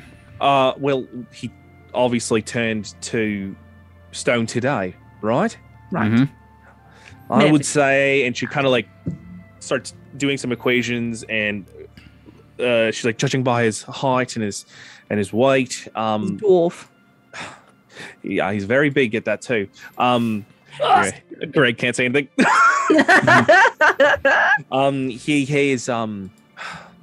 He does have a week's time, give or take. I can only have a few days here and there. Do you have a book or in the lab or something of what a basilisk looks like? Skiffmaster Simoon walks in and says, Scylla, give them anything they need right now. We have a little bit of a situation outside. There are people realizing that there are loved ones are currently outside right now. So please make this quick. People are going to be wanting to come in and see things. And Scylla goes, yes, I have the time. It's fine. Yeah, I have a book. I can show you what these the six-legged beasts almost look like. They got big jaws, like a crocodile in a way. I'll show you a picture of what they look like. I think there's something in the back at the tent. Is there anything else that you found in here that I could take a look at? Couple dresses, a bow, and a cool orb thing. Yeah, like the stone orb thing. Where are all these items? In Wawatessi's boot. Wawatessi. Back. Still a snake. I'm just like, Okay. can you unsnake? Unsnake. Can you unsnake? Yes. You look really everybody cool, just but back up for a second. Like Just immediately, unsnake, but still held on to Cypher's arm. Yeah, so like your mouth is on her arm. Like, just like slowly patting her head. It's okay. It's okay. Well, that's a surprise. I didn't know that. Okay, I need to see what you found here. Wawatessi, show her everything. Please. It could help Grjorn. You probably get to keep the dresses. It's just maybe the orb. It's so shiny. Show her the orb, Grjorn please. is shinier. Grjorn, do we want Grjorn back or not? Grjorn. Grjorn. Okay, I'll show her the orb. But, Storm. like, I'm gonna Storm like Grjorn. hold it close and like just kind of hold it out a little bit, but not very far away from my face because I don't want to let it go. Right. She looks around and she goes, this I need some time with this. I need to take a look and I need to make sure I can identify this. I'm not that good in the magical arts, but it might take me some time and I can figure it out. Do you mind if I take those two items as well? And she points at the longbow and she points at the cape that the longbow strung across your back there, and the cape is, I don't know, tied around your waist because you don't know how to use a cape. I don't know. Do you think that those items could potentially help us in our quest to find a basilisk, and then you could maybe have them? Well, either way, do you even know what these do? Not yet. They're mine. Okay, I understand that, sweetheart, but I mean, I could take it from you for a second and you'll have it right back. It's going to be maybe about 15, 20 minutes just for me to identify these items. That would be very helpful. Sure. That would be helpful. Wawatessi, don't you want to know what they do? But I get them back, right? Yes. We will get them back, yes. Yes, you get them back. Fine. So what are you handing over? What? Cape. Yeah, the cape. Orb, and cape, and bow. Yeah. And then I guess there wasn't anything else that... I took some bangles and a dress. Oh, okay. Okay. So she's going to go to the... she's just going to stay there, actually, and start looking at the items. And you can see, like, this light, dull red glow coming from her hands as she's, like, rubbing her hands over these items and taking the time. What are you doing in that instance? I'm going to go help with crowd control outside. Did we get the book? Backup. What book? Sorry. Of what a basilisk looks like? No, that's back at the her medical Dang area home. Okay. Yeah. I just tell Wawatessi, I don't know if this is a possibility or not, or what a basilisk is to you, but I know that you can turn people into mammoths, so maybe you can turn people into basilisks or yourself and throw up some stomach acid. just an idea. Would that work? I cannot don't turn know. myself That's into a basilisk, insane! but I could turn somebody else into a basilisk. If you know what it looks like, right? If you know what it looks like, I think, right? I don't know. Is this your wild shape? Is this how you turn yourself into animals, or No. the other one? This would be the other one for the mammoths. The other thing. And by the way, you would be able to do it to yourself. You can polymorph yourself. Ooh, I could. I didn't know that Yeah, was a you thing. can use polymorph. I am on now yourself. looking it up. Yeah. So I checked to see if I could polymorph somebody else into I think because you like basilisk, take and it all the does attributes. say that I could. It says that a basilisk is not as powerful when you polymorph into it, but you can do it. Which I feel like- isn't, we're not doing it for strength, so that doesn't matter anyways. But like by the spell, like you gain it's not like animal shape where you keep your facilities, like you turn Yeah, in. you turn into a basilisk basically, but I mean, you can. I think there's strength, say, like there's intelligence modifiers. So it really depends on because you keep your mind, but it's their modifiers. No, So it's like, the target's game statistics, including mental ability scores, are replaced by the statistics of the beast. that's what I mean. But you Oh, have okay. your mind; it's their ability scores. So if you're a T-Rex and your intelligence is -4, you're dumb as a brick. But so you'd like you still wouldn't know. Yeah, you wouldn't know if you're killing. It's like what happened to what's her name when she turned into a moth. Like she couldn't keep going away from the light because she was too stupid to go away from the light. So if a basilisk is like has a little bit of intelligence, it might be able to work. But yeah, it's an idea. Because it keeps its personality. Oh, wait a second. Yeah. But wild shape only is for animals that they've seen in person. So Wild shape is polymorph is different. Okay. but wild shape is also That's wild shape. only beasts. It's not monstrosities. Basilisk So, but is a master- monstrosity. Is But a monstrosity. polymorph is different than wild shape. Yes, that's what because Peter was talking Yeah. about wild shape. I can't wild shape into a basilisk because it's a monstrosity, but I can polymorph a basilisk. Right. Did you know you can't polymorph me? Because I'm a shape changer, you can't polymorph me. Oh, I didn't know that. The spell has no effect on a shape changer or a creature with 0 hit points. Yes, I did know that. That's fucking cool. Is it true polymorph though?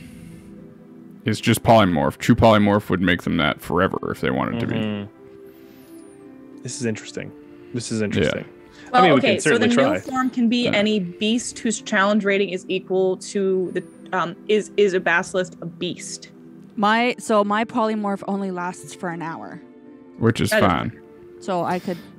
I'm looking through the list right now. Yeah, because if it's a beast, it counts. Sorry, folks, we got derailed. Yeah, No, but sorry. this is such an interesting idea. This is D&D. Yeah. Elemental.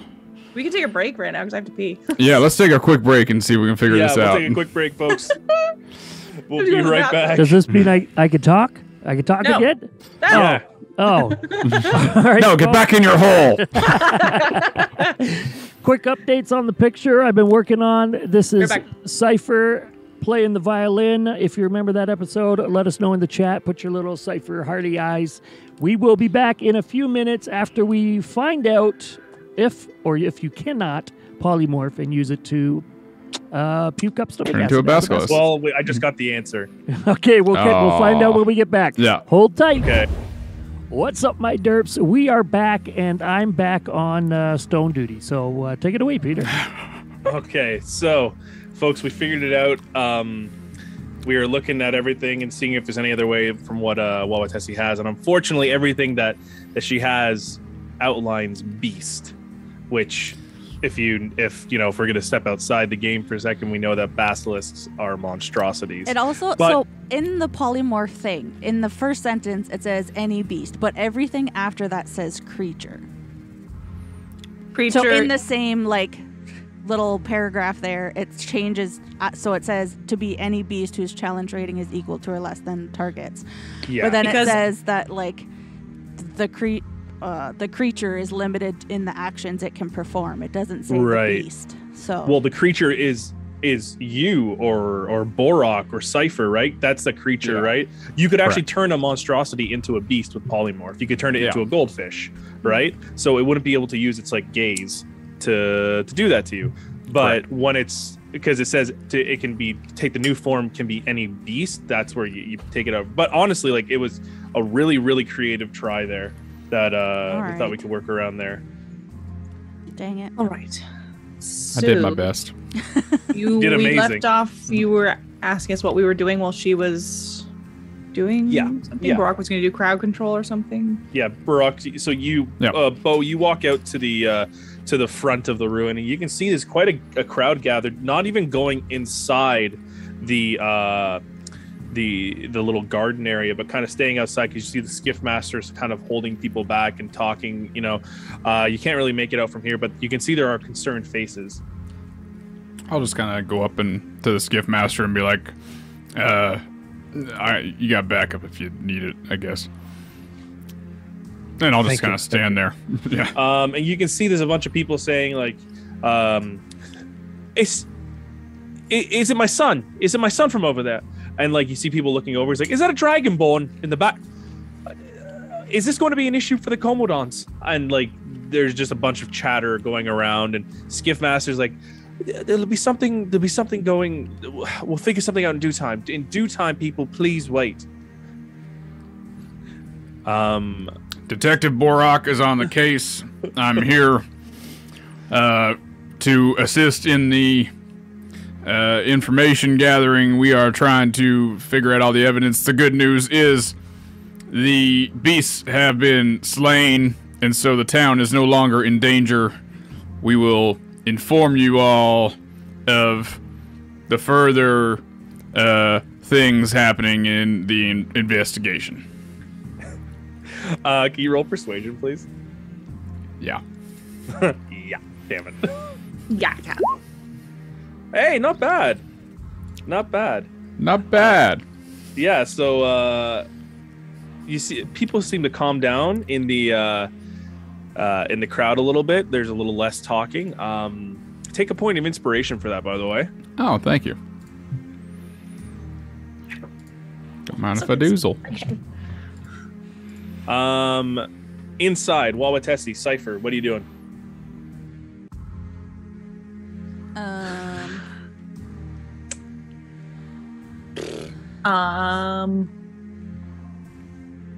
Probably just sitting and just waiting, trying to filter through my brain if I know, and like what I know about basilisks, what I had heard about basilisks.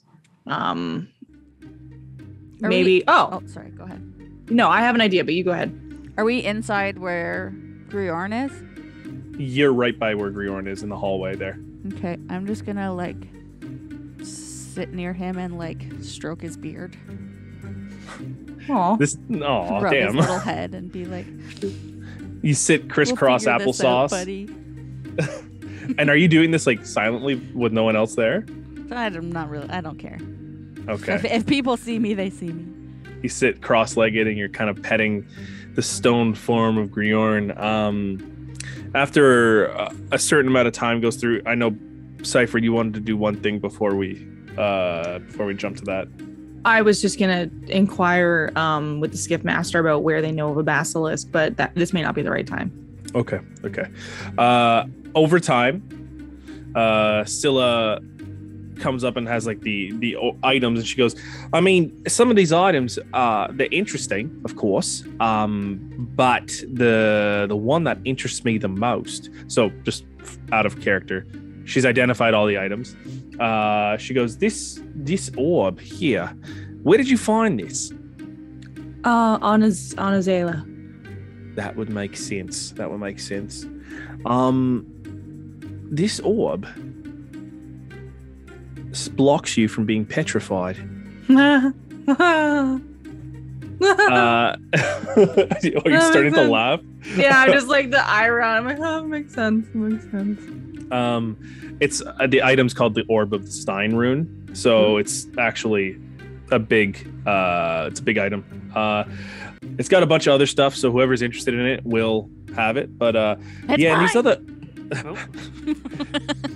these other items, though they came in, and I mean, you're more than welcome to use it. It might actually help you here, but time is of the essence, and we need to find ourselves a basilisk. We need to make it, well, lack of a better word, throw up, and we need to get those flame ferns. And I mean, I should say you don't really have a lot of time. We should probably leave the area here and go back to the village. and figure out next steps. If, I'll give you time. And she leaves the room and moves out there. I think we should make this our home now. Home base. Yeah. Can see that. I would say the best we could see if we have any volunteers in the village to go and get the ferns, and we can go hunt the basilisk. I think that's a great idea. 2 birds, 1 stone. Yep. They'll know where the ferns are. They'll know what they are. Whereas I don't want to put them in danger of a basilisk. Right. Sorry, go ahead. Wawatesi, when you hear the word flame ferns, it sparks something for you. You remember as a kid in the Sarissa thicket that you had to pick these leaves up, or something similar to like this. There's something that would cause a forest fire and to drive a season because of it's an invasive species. But the flame fern sounds familiar, and it's something that is kind of triggering something in your head as you just remember having to pick it as a kid to get rid of it. Would this... Oh, who was talking about it? Sorry. Scylla's left the room though. Oh, okay. So then when it triggered for me, who was talking? When Scylla was explaining it. Okay. So it just kind of like lingered in my brain until now. Well, yeah, I mean, yeah. Okay. So I'm just like sitting there stroking Grjorn's beard, and I'm like, oh, hey, I wonder if that's the same. Just kind of like talking to myself. Okay. Same as what, darling? Dang it, Cypher, you're right on top of everything. Never fire. I remember these leaves from when I was a kid. I used to have to pick these leaves, and they would, like, in the Sarissa thicket, the fire they would catch on fire. The forest would catch on fire. Would that be similar to these, most likely? I mean, I don't know the name of them, but it sounds familiar. Roll a history check, Wawatesi. Yes.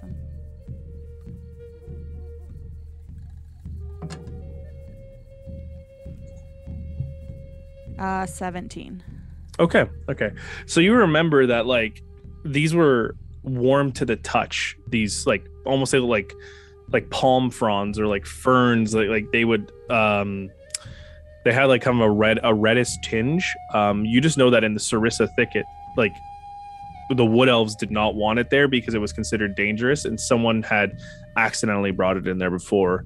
You do know that holding it for a little too long would have hurt, but you could usually pick it and take care of it for or get rid of it in that short amount of time before it damaged you. Okay. Side note, I put the items in our chat if you wanted to I'm take a look. them down. I saw that. Yeah. Well, I guess we just have to go and do this. I've got a plan. If we can find a basilisk, I have a plan.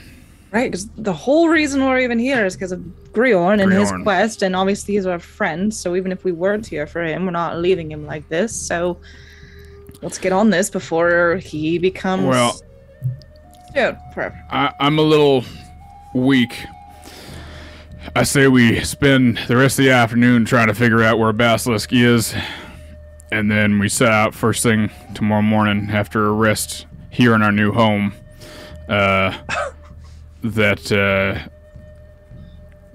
go out and find a Basilisk.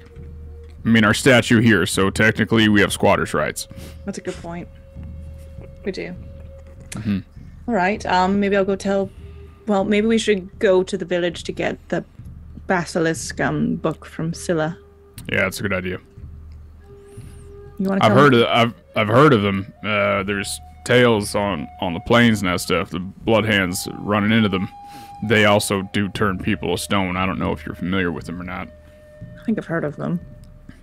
They're kind of like lizard dragon things that, are nasty. They're generally ornery creatures. I mean, so was the Medusa. Maybe it's just a stone thing.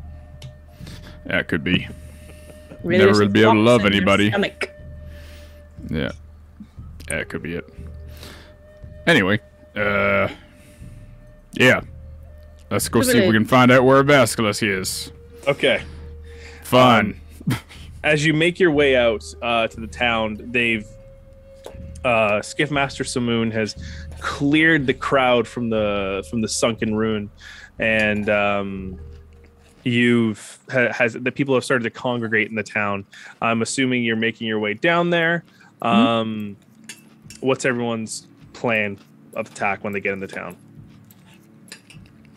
Gonna go talk to Scylla? Scylla, Simoon. Yeah, see if the Skiff Master would like to, or if they know where one is, if they can offer us one of their people to help us find the Vasilisk, since we don't know the area. Okay. And if anyone knows where those fire ferns are? Yeah. Let's see if someone will go pick them for us. Okay. As you get into the town, you see Skiff Master Simoon is talking to some people by her little desk there. All orders of business have stopped in this town right now. There are Dragonborns that are just waiting to be taken to the Grand Temple. But you manage to get Skiff Master Simoon's attention and you wave her down to the to Scylla's tent, sort of medical hut there, and you go inside, and you already see Scylla is frantically looking through all of her books, and you see a book that's just like, it's almost just like creatures of the dunes. She goes, no, that's not it, and throws that book, and then she goes and looks at the next one, and she goes, and then she goes, that's it, and she flips over the book and shows it to you, and you see like this kind of artist's rendition of a basilisk, even though it's like very much like from a biological standpoint. You can see that it's like a six-legged reptilian of a reptilian that has like plated scales that kind of go up in ridges on its back, with a long snout with like jagged teeth. A little bit from what else you find in there is you see a almost what a track print would look like. Ooh. And she goes, this is all I have from it there. There's nothing too much other than that on the book. I'll be honest, this is the first time I've ever had to do anything like this. It says here that they commonly found around caves in the mountains. Okay. I don't know if that's going to help you at all, but I'll remind you, and I'll just say it without an accent for you all to know. You need the blood of a Medusa. Mm-hmm. Check. You need the stomach acid of a living basilisk. A living basilisk. Living basilisk. Living basilisk. Mm-hmm. And 2 flame fern leaves. I actually had it written down already. Mm-hmm. I just Perfect. didn't have Making 2. sure. Those are our quest items. Yeah. So retroactively, Scylla is telling you that with her New Zealand accent or whatever it is. Real good. And thank you. Skiff Master Simoon goes, the mountains, possibly we could find maybe something to the west. Do you remember when you were getting carted in by Rill? It was a little bit of a sandstorm, but there are mountains that kind of border the Gakotan Barrens. My guess is the best try there. All right. Could you give us Rill to get us out there? Absolutely. Don't worry about it. I'll bring you Rill. No problem. I have a question for the DM. Yes. Would locate creature help with that? With finding the Vasilisk? You know what it looks like, right? Now that I've seen the picture, yeah. Yeah. Describe or name a creature that is familiar to you. Sense the direction of the creature's location as long as it's within 1,000 feet of you. So, like, if we I'd went say up to so. the mountain or whatever and then used it when we were there? Yeah. Okay. Yeah, I'd say so. I just wanted to make sure. Well done. That helps. Wow, Tessie killing it. I so love the much. druid spell list. The druid coming in handy right now. Okay. Biggest spell list ever. Druids are always handy. Let's be clear here. I mean, they always I are. took it just because I thought that I would need creatures at some point, but I Well, didn't even think if I you would didn't need a take it today basilisk. and you knew it, you could just prepare it tomorrow.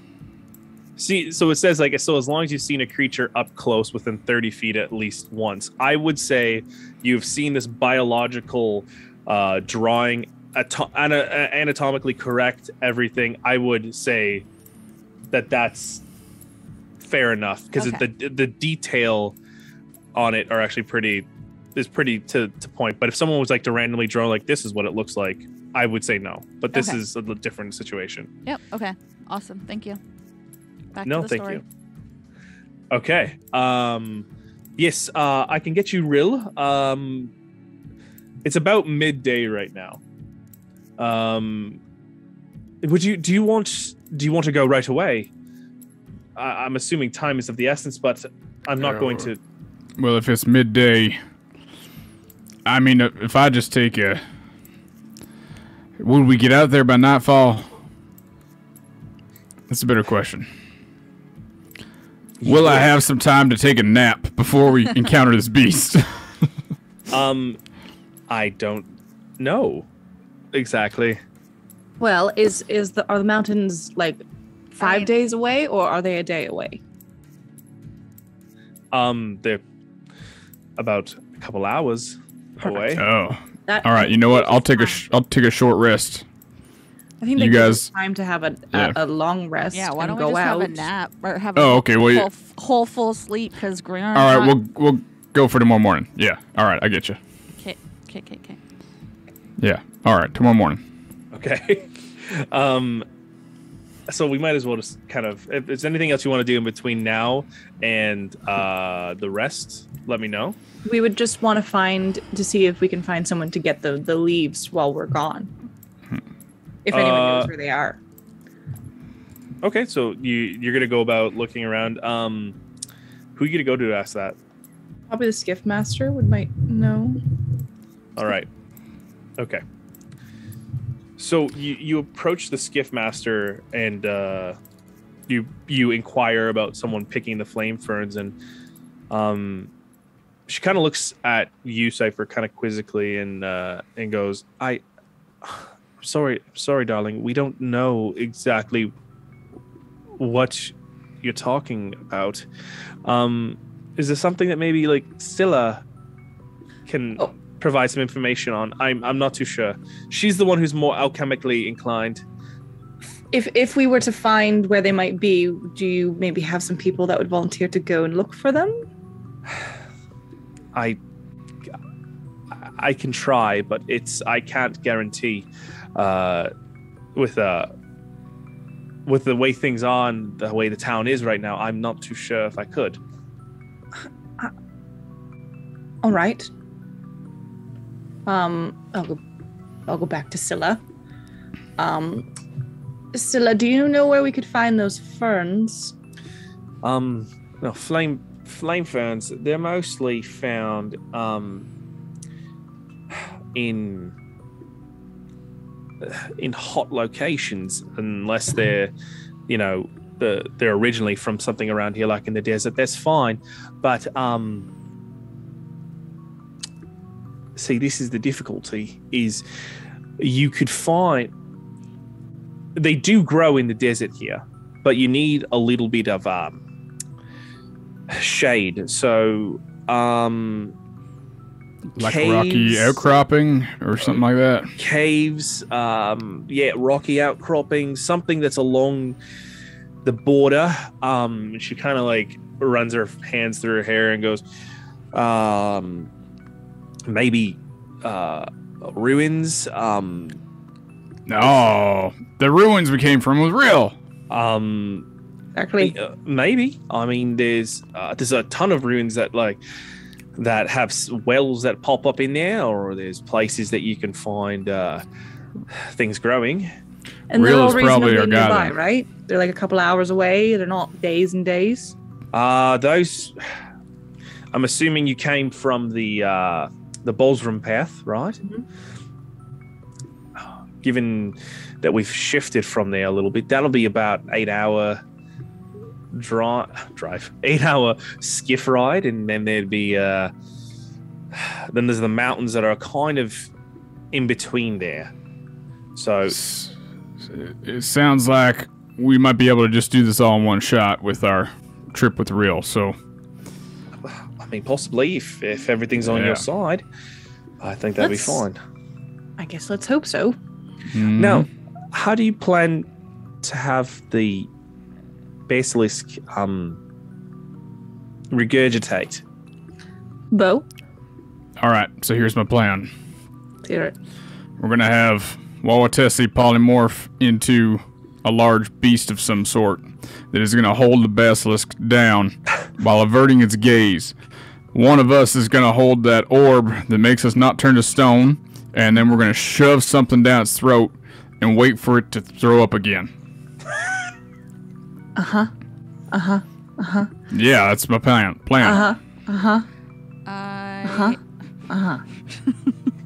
What if we one of us held its jaws open and the other one grabbed its tongue and just shoved it down into its throat?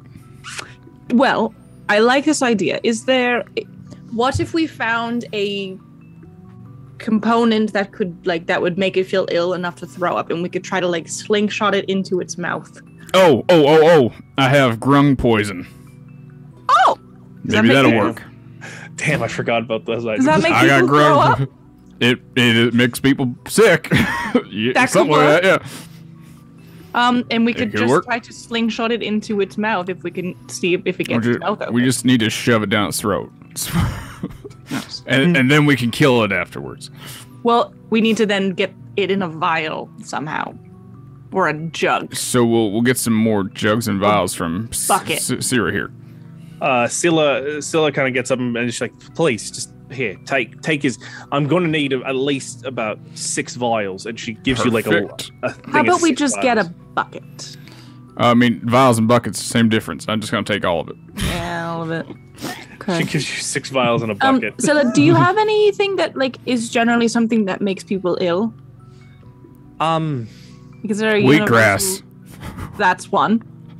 That could work. Wheatgrass is actually very delicious. I don't know why you're thinking it doesn't. Shit's amazing.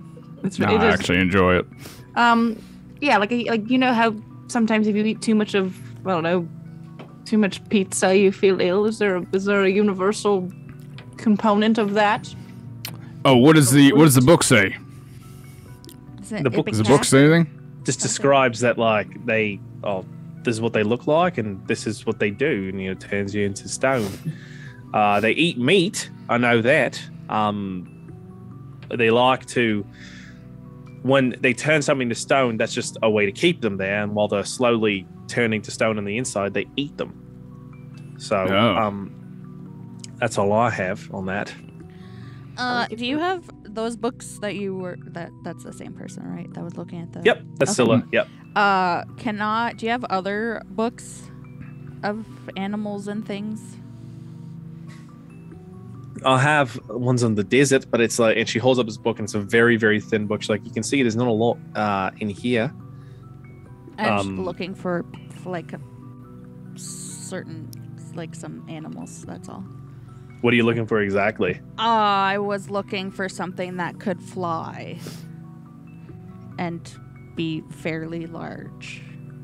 The going through the book, you see there's just it goes from either dragon to blue dragon to a small bird. There's nothing medium sized in a way. It's just mostly it looks like the book hasn't been fully finished yet. Are you looking for like for a sight for like a wild shape in a way? Yes. There's nothing in there other than like a bird or something like that, which I'm sure you would know to turn into a bird, right? Yeah. No, I was looking for something bigger that maybe I could use to like carry. Would you have seen a giant Bow or eagle? something. Would you have seen something like that in your travels? Yeah, I've seen giant eagles. I was looking for something bigger that would be able to like carry you guys to the That's mountains. that's the biggest, I think. For your CR right now, Giant right? eagle can carry like 2 people. Yeah, giant eagle's big. It can carry 2 people. Yeah, they're large. Okay. If you're thinking about bringing Grjorn, I don't think it's going to happen. No, I was just thinking about cutting the time. Oh, smart. But I was looking at like different flying things in the. I don't know how to pronounce that. I will type it in the chat.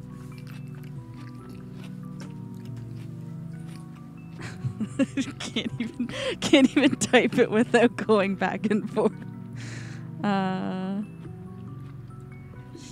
Okay. Well, It's a good thought, though. I guess we sleep That on thing. it. Oh, you're looking for a Quetzalcoatlus? Yeah, that's it. The hell is that? It's That's like a a dinosaur. big ass. kind of It's like thing. a pterodactyl almost. Oh, Oh, No, you do not find a Quetzalcoatlus here. Thank you. It is in my CR rating though. That's why I was asking. It is. It is. all right. Well, I guess we go back and try and Have a sleep. have a sleep and get the show on the road. All right. You still have your rooms at Tariq's tavern there. Are you just hitting the hay? I We're want going to the what- house. I was We're going to staying say with we Grjorn. sleep with Grjorn. Oh, Yeah. right, Yeah. right. Yeah, we're not Okay. gonna leave him overnight. But Listen, Peter, that's our house now. we own this. I house. can't argue with this though. That's the problem. As you walk into your newfound abode, Could we sell it and make money off of it? I don't know what the real estate market is like in the Gagodin Bear. I haven't world built that far in. Yeah. Well, for next episode, Peter. Please get it ready. Well, while you guys are out, we can do showings. I think it'd be easier. Yeah. Of course. So you're bedding down for the night. Everyone, is there anything anyone wants to do before they take off there? Read my book. I'm going to sit down with the other two after we make a nice little meal of meat. Of meat. Put on the table. I'm going to take out the 50 platinum that I found. I'll put it on the table and I go, we'll split this up 4 ways for when Grjorn gets back with us. So everybody gets 12.5. Yes. So that'd be 100 and I guess 10 platinum and 25 gold each. Is that how that would work? Yeah, full 500, right? Yeah, Yeah. So 10 500 platinum, gold 25 flat. Yeah. Wawatesi, I know that you are happy with your finds today, but I think we also need to think about how the group will operate with what we found, or what you found. So, I mean, I don't know what the cape does necessarily, but I know that that bow would be very helpful to me. I would say you can. I don't have any claim to the bow. As much as I love my bow, and I also love my whips, and I prefer my whips. So you can have that. Well, it's up to Wawatesi as it is hers. She did find it, but Yes. I know that this is all a group distribution as well for our magic items. This is why I don't show you guys my stuff. This is why I don't show you guys my stuff. Well, I mean, is it not our stuff? You've been with us for long enough, and we help out whenever you need it, and you get to keep lots of fun items that you want. When are you really going to ever use a bow, Wawatesi? You have a I wicked guess scimitar. that's the better question. I also have a bow. But do you use it? Yes. is it useful to you? I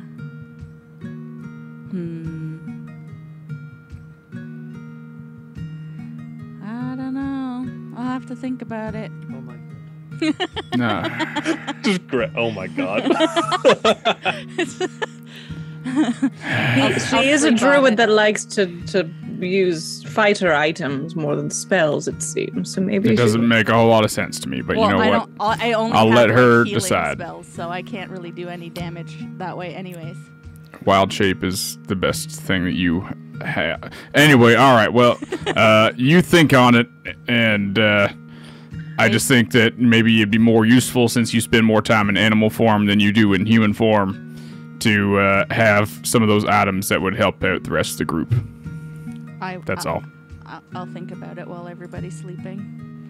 And as for the cloak, I believe that it allows you to cast a kind of a teleportation spell, is what what's her name said. Well, that's very useful to people. Yes, so while they're not in animal form. I have the ability to cast. Now you're just trying to get me to give away everything that I got. Well, the whole thing is, Wawatessi, is it's not necessarily yours. It's the group. See how I split up all that platinum that I found? Yeah, but we always split up money. Grjorn is always the one that holds the money. Yeah, and we have items. The items are the ones that help out the group. We split those up too. I'm not getting all the items. She's not getting all the items. They are not getting all the items. Grjorn wouldn't get all the items. No, but everybody that goes and finds their stuff gets to keep their own stuff. Like Grjorn and all those toenail things or whatever it was that he got. Because they're not they're useful to him and they're not useful to the rest of the group. That's the big difference here. If we're in a fight, would you rather that bow be in your hands and not used, or my hands and used to its fullest extent? I think that's the best question I can ask you. I think at this point, Wawatessi is just going to get frustrated and throw it on the ground at his feet. Okay. All right. Because like at this point, she's realizing that Bo isn't going to give up, and she always has to like bow down to him anyway. So she's having a temper tantrum and just being like, "Take it."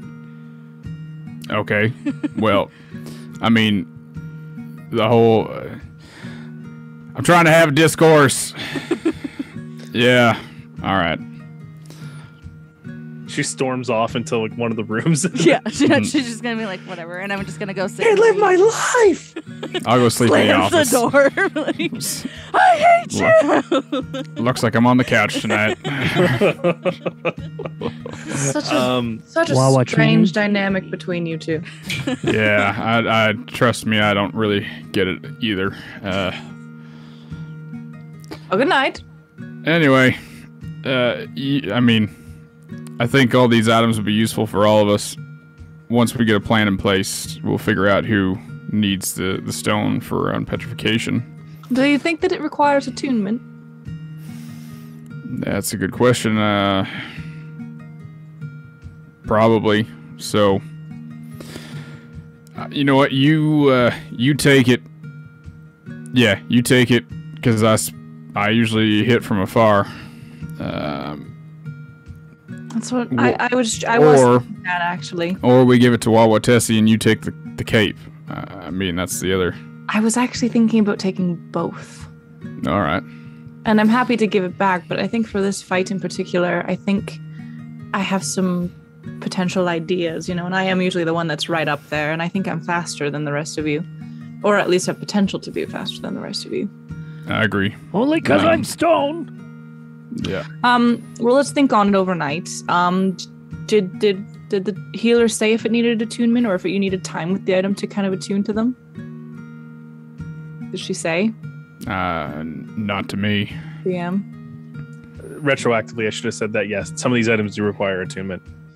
The orb does for sure. Okay. I don't think the cape and the longbow do. No, okay. They don't. I will sit with the orb overnight so that it's. Yeah, I was gonna say, why don't you take the orb overnight and we can figure out the rest then. All right. Well, good night. Good night. So where's everyone bunking down? I was actually going to sleep like against the wall across from Grjorn. Okay. Yeah. You take some of the pillows that are kind of resting around the table there, and you kind of make a little resting position there to support your back. But yeah, you're pretty much right beside Grjorn. And I wanted to do a thing. So while I'm sitting there and while it's quiet and maybe there's some flickering candles and it's getting darker and darker and I'm having a hard time sleeping, I'll just kind of be like tossing the orb up in my hand, just like catching it, letting it fall, catching it, letting it fall. Not really thinking about what I'm doing, just kind of staring at Grjorn and thinking about what we have to do going forward. And then all of a sudden the orb is caught higher up, but my hand is still down here. And I look and I see this spectral hand holding the orb and then letting it fall. And then I kind of look and the orb comes up and I watch as I like control the hand catching and falling. And I kind of shake my head and just I'm confused, but then realize I can kind of make this hand appear and move around. And I just kind of am confused and then eventually fall asleep. As you fall asleep, you're not too sure if it's a dream or not, but you hear the fluttering of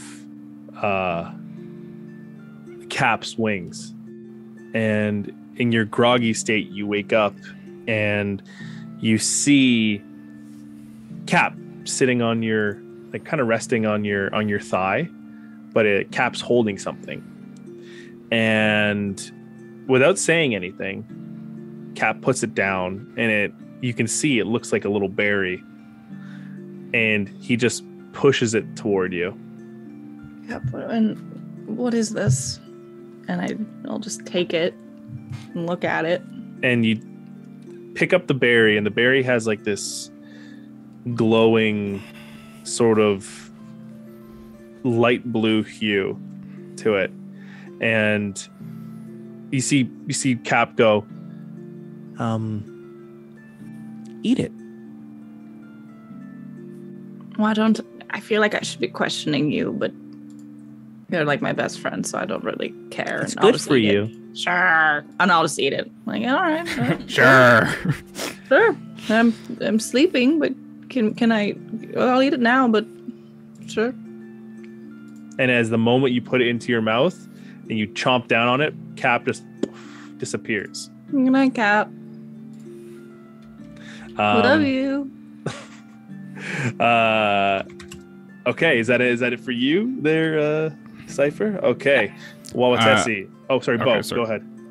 I was going to wait about an hour. Bo can't sleep.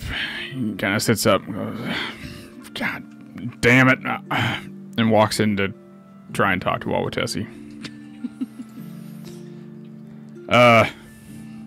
Are you awake? Yes. I guess you don't do the full sleep thing. Right. I'm going to be reading my book, and then when Bo walks in, I'm going to like quickly like hide it. Do you mind if I sit down? Sure. All right. I'll sit down across from her. Okay. I'm not good at this stuff. I'm really trying. I like to think of the team, and I don't understand or have a hard time understanding your end of things like this. So maybe you can help me understand where your logic is to keep all of the things. Well, they're shiny things, and they're pretty, and everybody else gets to keep their shiny, pretty things. Well, we can give you shiny, pretty things. You can keep all the ones that you want that don't have a magical connotation to them that will help out the group when we need them. I think that's the important part that we need to distinguish here, is that there are shiny things like those bracelets or jewelry sometimes, or fancy clothes that if you want to wear them, then you can do that, and you can keep those, and that's completely fine. But there's some things like the bow, for instance, or the orb, or this like the eagle eyes I got on, that actually have utility and they help the group when we need them in bad situations. So but how do you those know are that different. the bracelets things aren't worth something? Because I just didn't give them to the lady. Well, because they don't have that magical aura to them. Do you know what I mean? You use magic. So if you look at the bangles that you have, and then you look at, say, this bow, there is a difference that you can feel, an energy you can feel to either of them. But Does that make any sense? Yeah, I just don't know if Peter had any intention of the bangles being anything different. Sorry, I didn't get that. Oh, no, that's all right. Peter, because I have no... Oh, you didn't see me. I shrugged. No, it's... You yeah, never know. because they didn't. You never That know. wasn't something that I gave them, right? Like we didn't.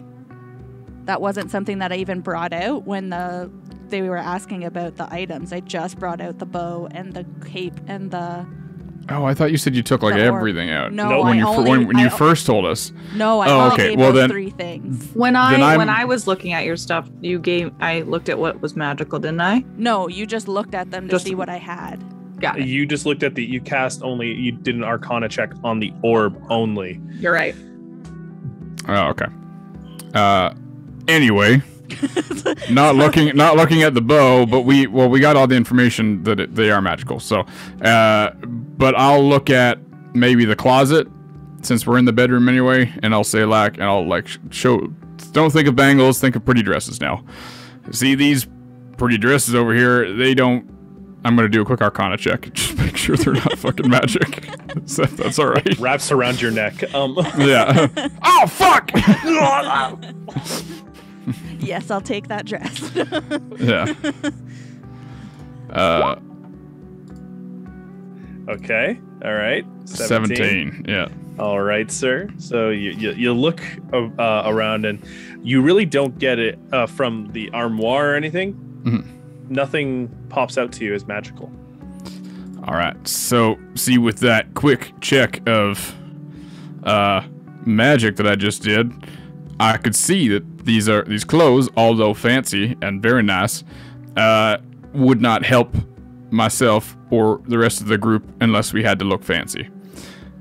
Now, the longbow over there, that does help us when we're in need, and sometimes you have to weigh out who best would be suited to those items to use them best for the group's return. Is that making any sense? What I wanted out of the armoire, but then it gets taken away from me. I didn't want the other clothes that were in there. I took the ones that I wanted. Right, but we're not taking the other clothes away from you. Or we wanted to have a chat about the cape. That still could be yours. I'm just saying that we need to divvy up special items like this so that we all can help each other to the best of our abilities. I don't know if I'm making sense at all, but that's the best way I can possibly describe it to you. I guess if you don't... The other thing is, too... I come from a place of teamwork and leadership, and I know that you're from a different mindset. So, Bo looks kind of defeated because he knows he's like, remember, terrible charisma.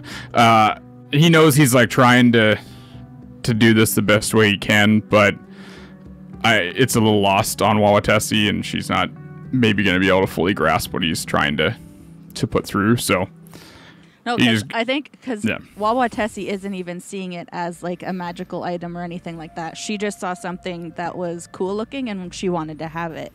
So she's feeling like you just took away her shiny new toy when in reality, like, it's actually a utility thing, right? But Wawa Tessie doesn't see it that way. But she's not grasping that. Okay. Yeah. Because I tried to explain it that way. Brock's tried to explain it that way. Yeah, no, and yeah. like, as Amanda, I understand that, but Wawa Tessie doesn't understand, like, that there's other uses to those things sometimes. Like, she just saw a bow. She didn't see, like, a magic bow. She saw something that had cool carvings on it or whatever, right? It wasn't about what it could be used for. Okay, flipping back into character.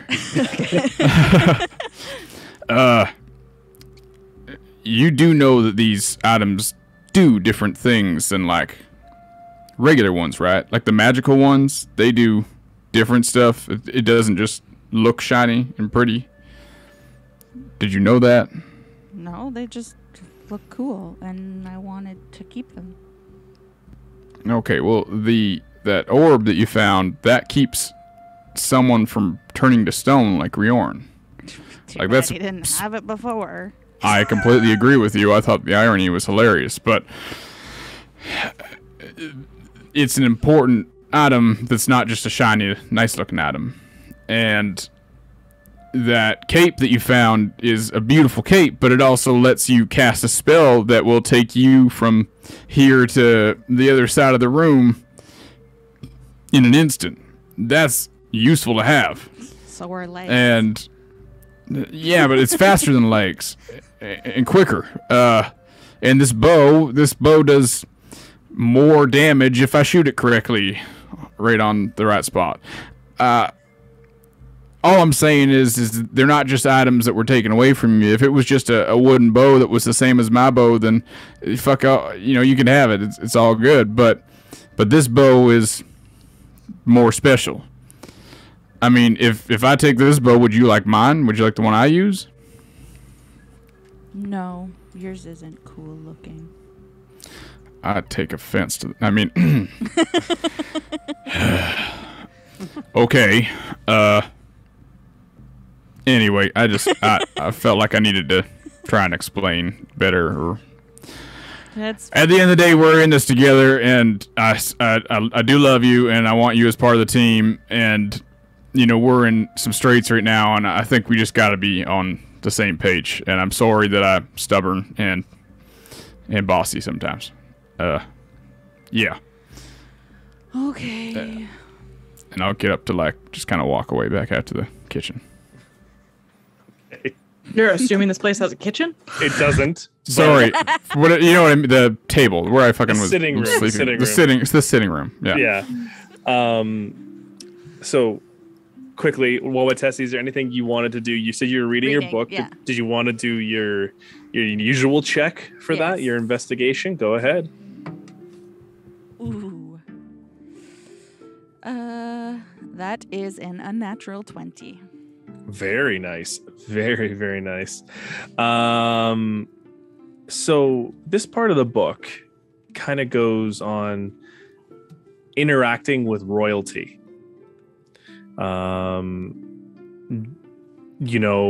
If you're at a dinner party, for instance, when the king or queen, because this is based in the Holdremian kingdom, the king or queen stops eating, you stop eating when they do too. Like, regardless of where your meal is at, it's royal decree that when they're done eating, you have to stop eating. Side note, this is a real thing from the British royal family. It's fucked. Wow. It's not the only thing. Yeah. Wow, Prince Andrew. You also leave the table without a fuss. You can't if you have to leave the table urgently, you leave the table politely and you walk out of the room politely. Power walk. Power walk. You have to hold utensils in the correct hands. Obviously, knives in the right and forks on the left. The worst part about this is that I actually was raised to be prepared to have dinner with the queen by my parents. I know all this. He actually does. This was something that we talked about when we first met. Oh, God.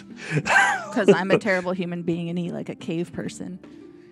I highly doubt that. And also, I'm not even joking. The first time that we met for like our first date or whatever, I was like, don't watch me eat because there's going to be a gigantic mess all over this table.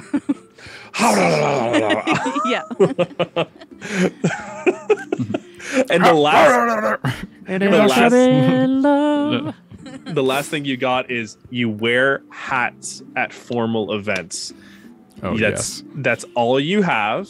You don't know what a formal event is. Yeah, it just says always ensure that you are wearing a hat at formal events, usually a wide-brimmed hat. Okay. I'm very excited for this. I can't wait to see what Wall I'm so excited. This is amazing. Sounds great. Anything else before the night is done? No, Bo, I know think you that's said all you were going to do something before I jumped in, or no? No, that was the thing that I was. Okay. That was what I wanted to do.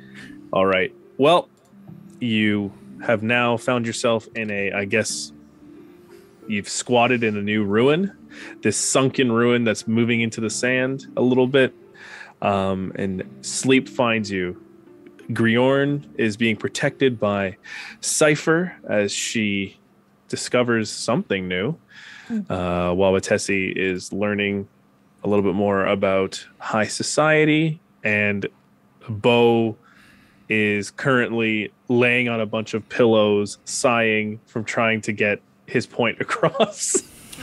And sleep takes you, and I guess, you know what, that'll be a perfect place to where we'll end today's session off. Perfect for who? And Grjorn is still stone. Yeah. I love it. I was actually approached by Peter privately about this, and he offered up another character for me to jump in and play, and I said, no, that's how D&D is. You got to live and die by the dice, and you got to pay the price of the consequences. So I appreciate that I will be sitting out for a few episodes, and hopefully we can resolve this, and who knows, I might still die. We only have a week, right? We're going to try and resolve it next episode, hopefully. This is one day down. You have six days remaining. 6 days remaining. Yeah. So that's like a real serious thing, and we. Yes. Yeah. We need to. We're getting. It's all on very it. approximate too. Yeah. That's true.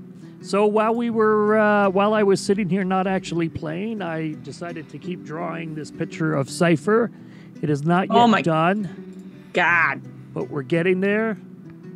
Oh, it looks so cool. We're getting there. I want to make her face a little bit sweeter than it looks right now, so I'll rework that. But their face can be so sweet, you know. Yeah. He just got that sweetest darn face. That's it. So before we get out of here, folks, thank you very much for joining for yet another session. This is episode 27. Don't forget, wherever you're watching this, to check us out on Discord, check us out on YouTube, check us out on Twitch, vice versa. And you can always hit us up at DD&D Show. That's DDNDSHOW. We have a lot of fun. Has anybody got anything they want to say before we jump out of the stream? Tomorrow, obviously, world building. We're jumping back in. Map making Monday. It's going to be a little bit more of a relaxed one. Oh no, Theocladus just joined. Well, join us tomorrow for the map making at Theocladus. We just ended the stream. Big surprise. Grjorn is still stone. Still stone. It was a great episode. Yeah. You missed a masterpiece performance. There was a lot of RP in this one. That was yeah. It's a little bit of a break since we had two combat in a row. If you're not a part of our Discord, please check out the Discord. I just put it in the chat there for y'all. And I thought it was important for me to get out of the way and let other people shine a little bit. I mean, it's hard. yeah. There's so much free room when Grjorn isn't talking. And hopefully by the next session, we'll be back into the studio together. COVID is a problem, and that is life. Countdown is on. 6 days left. Countdown is on.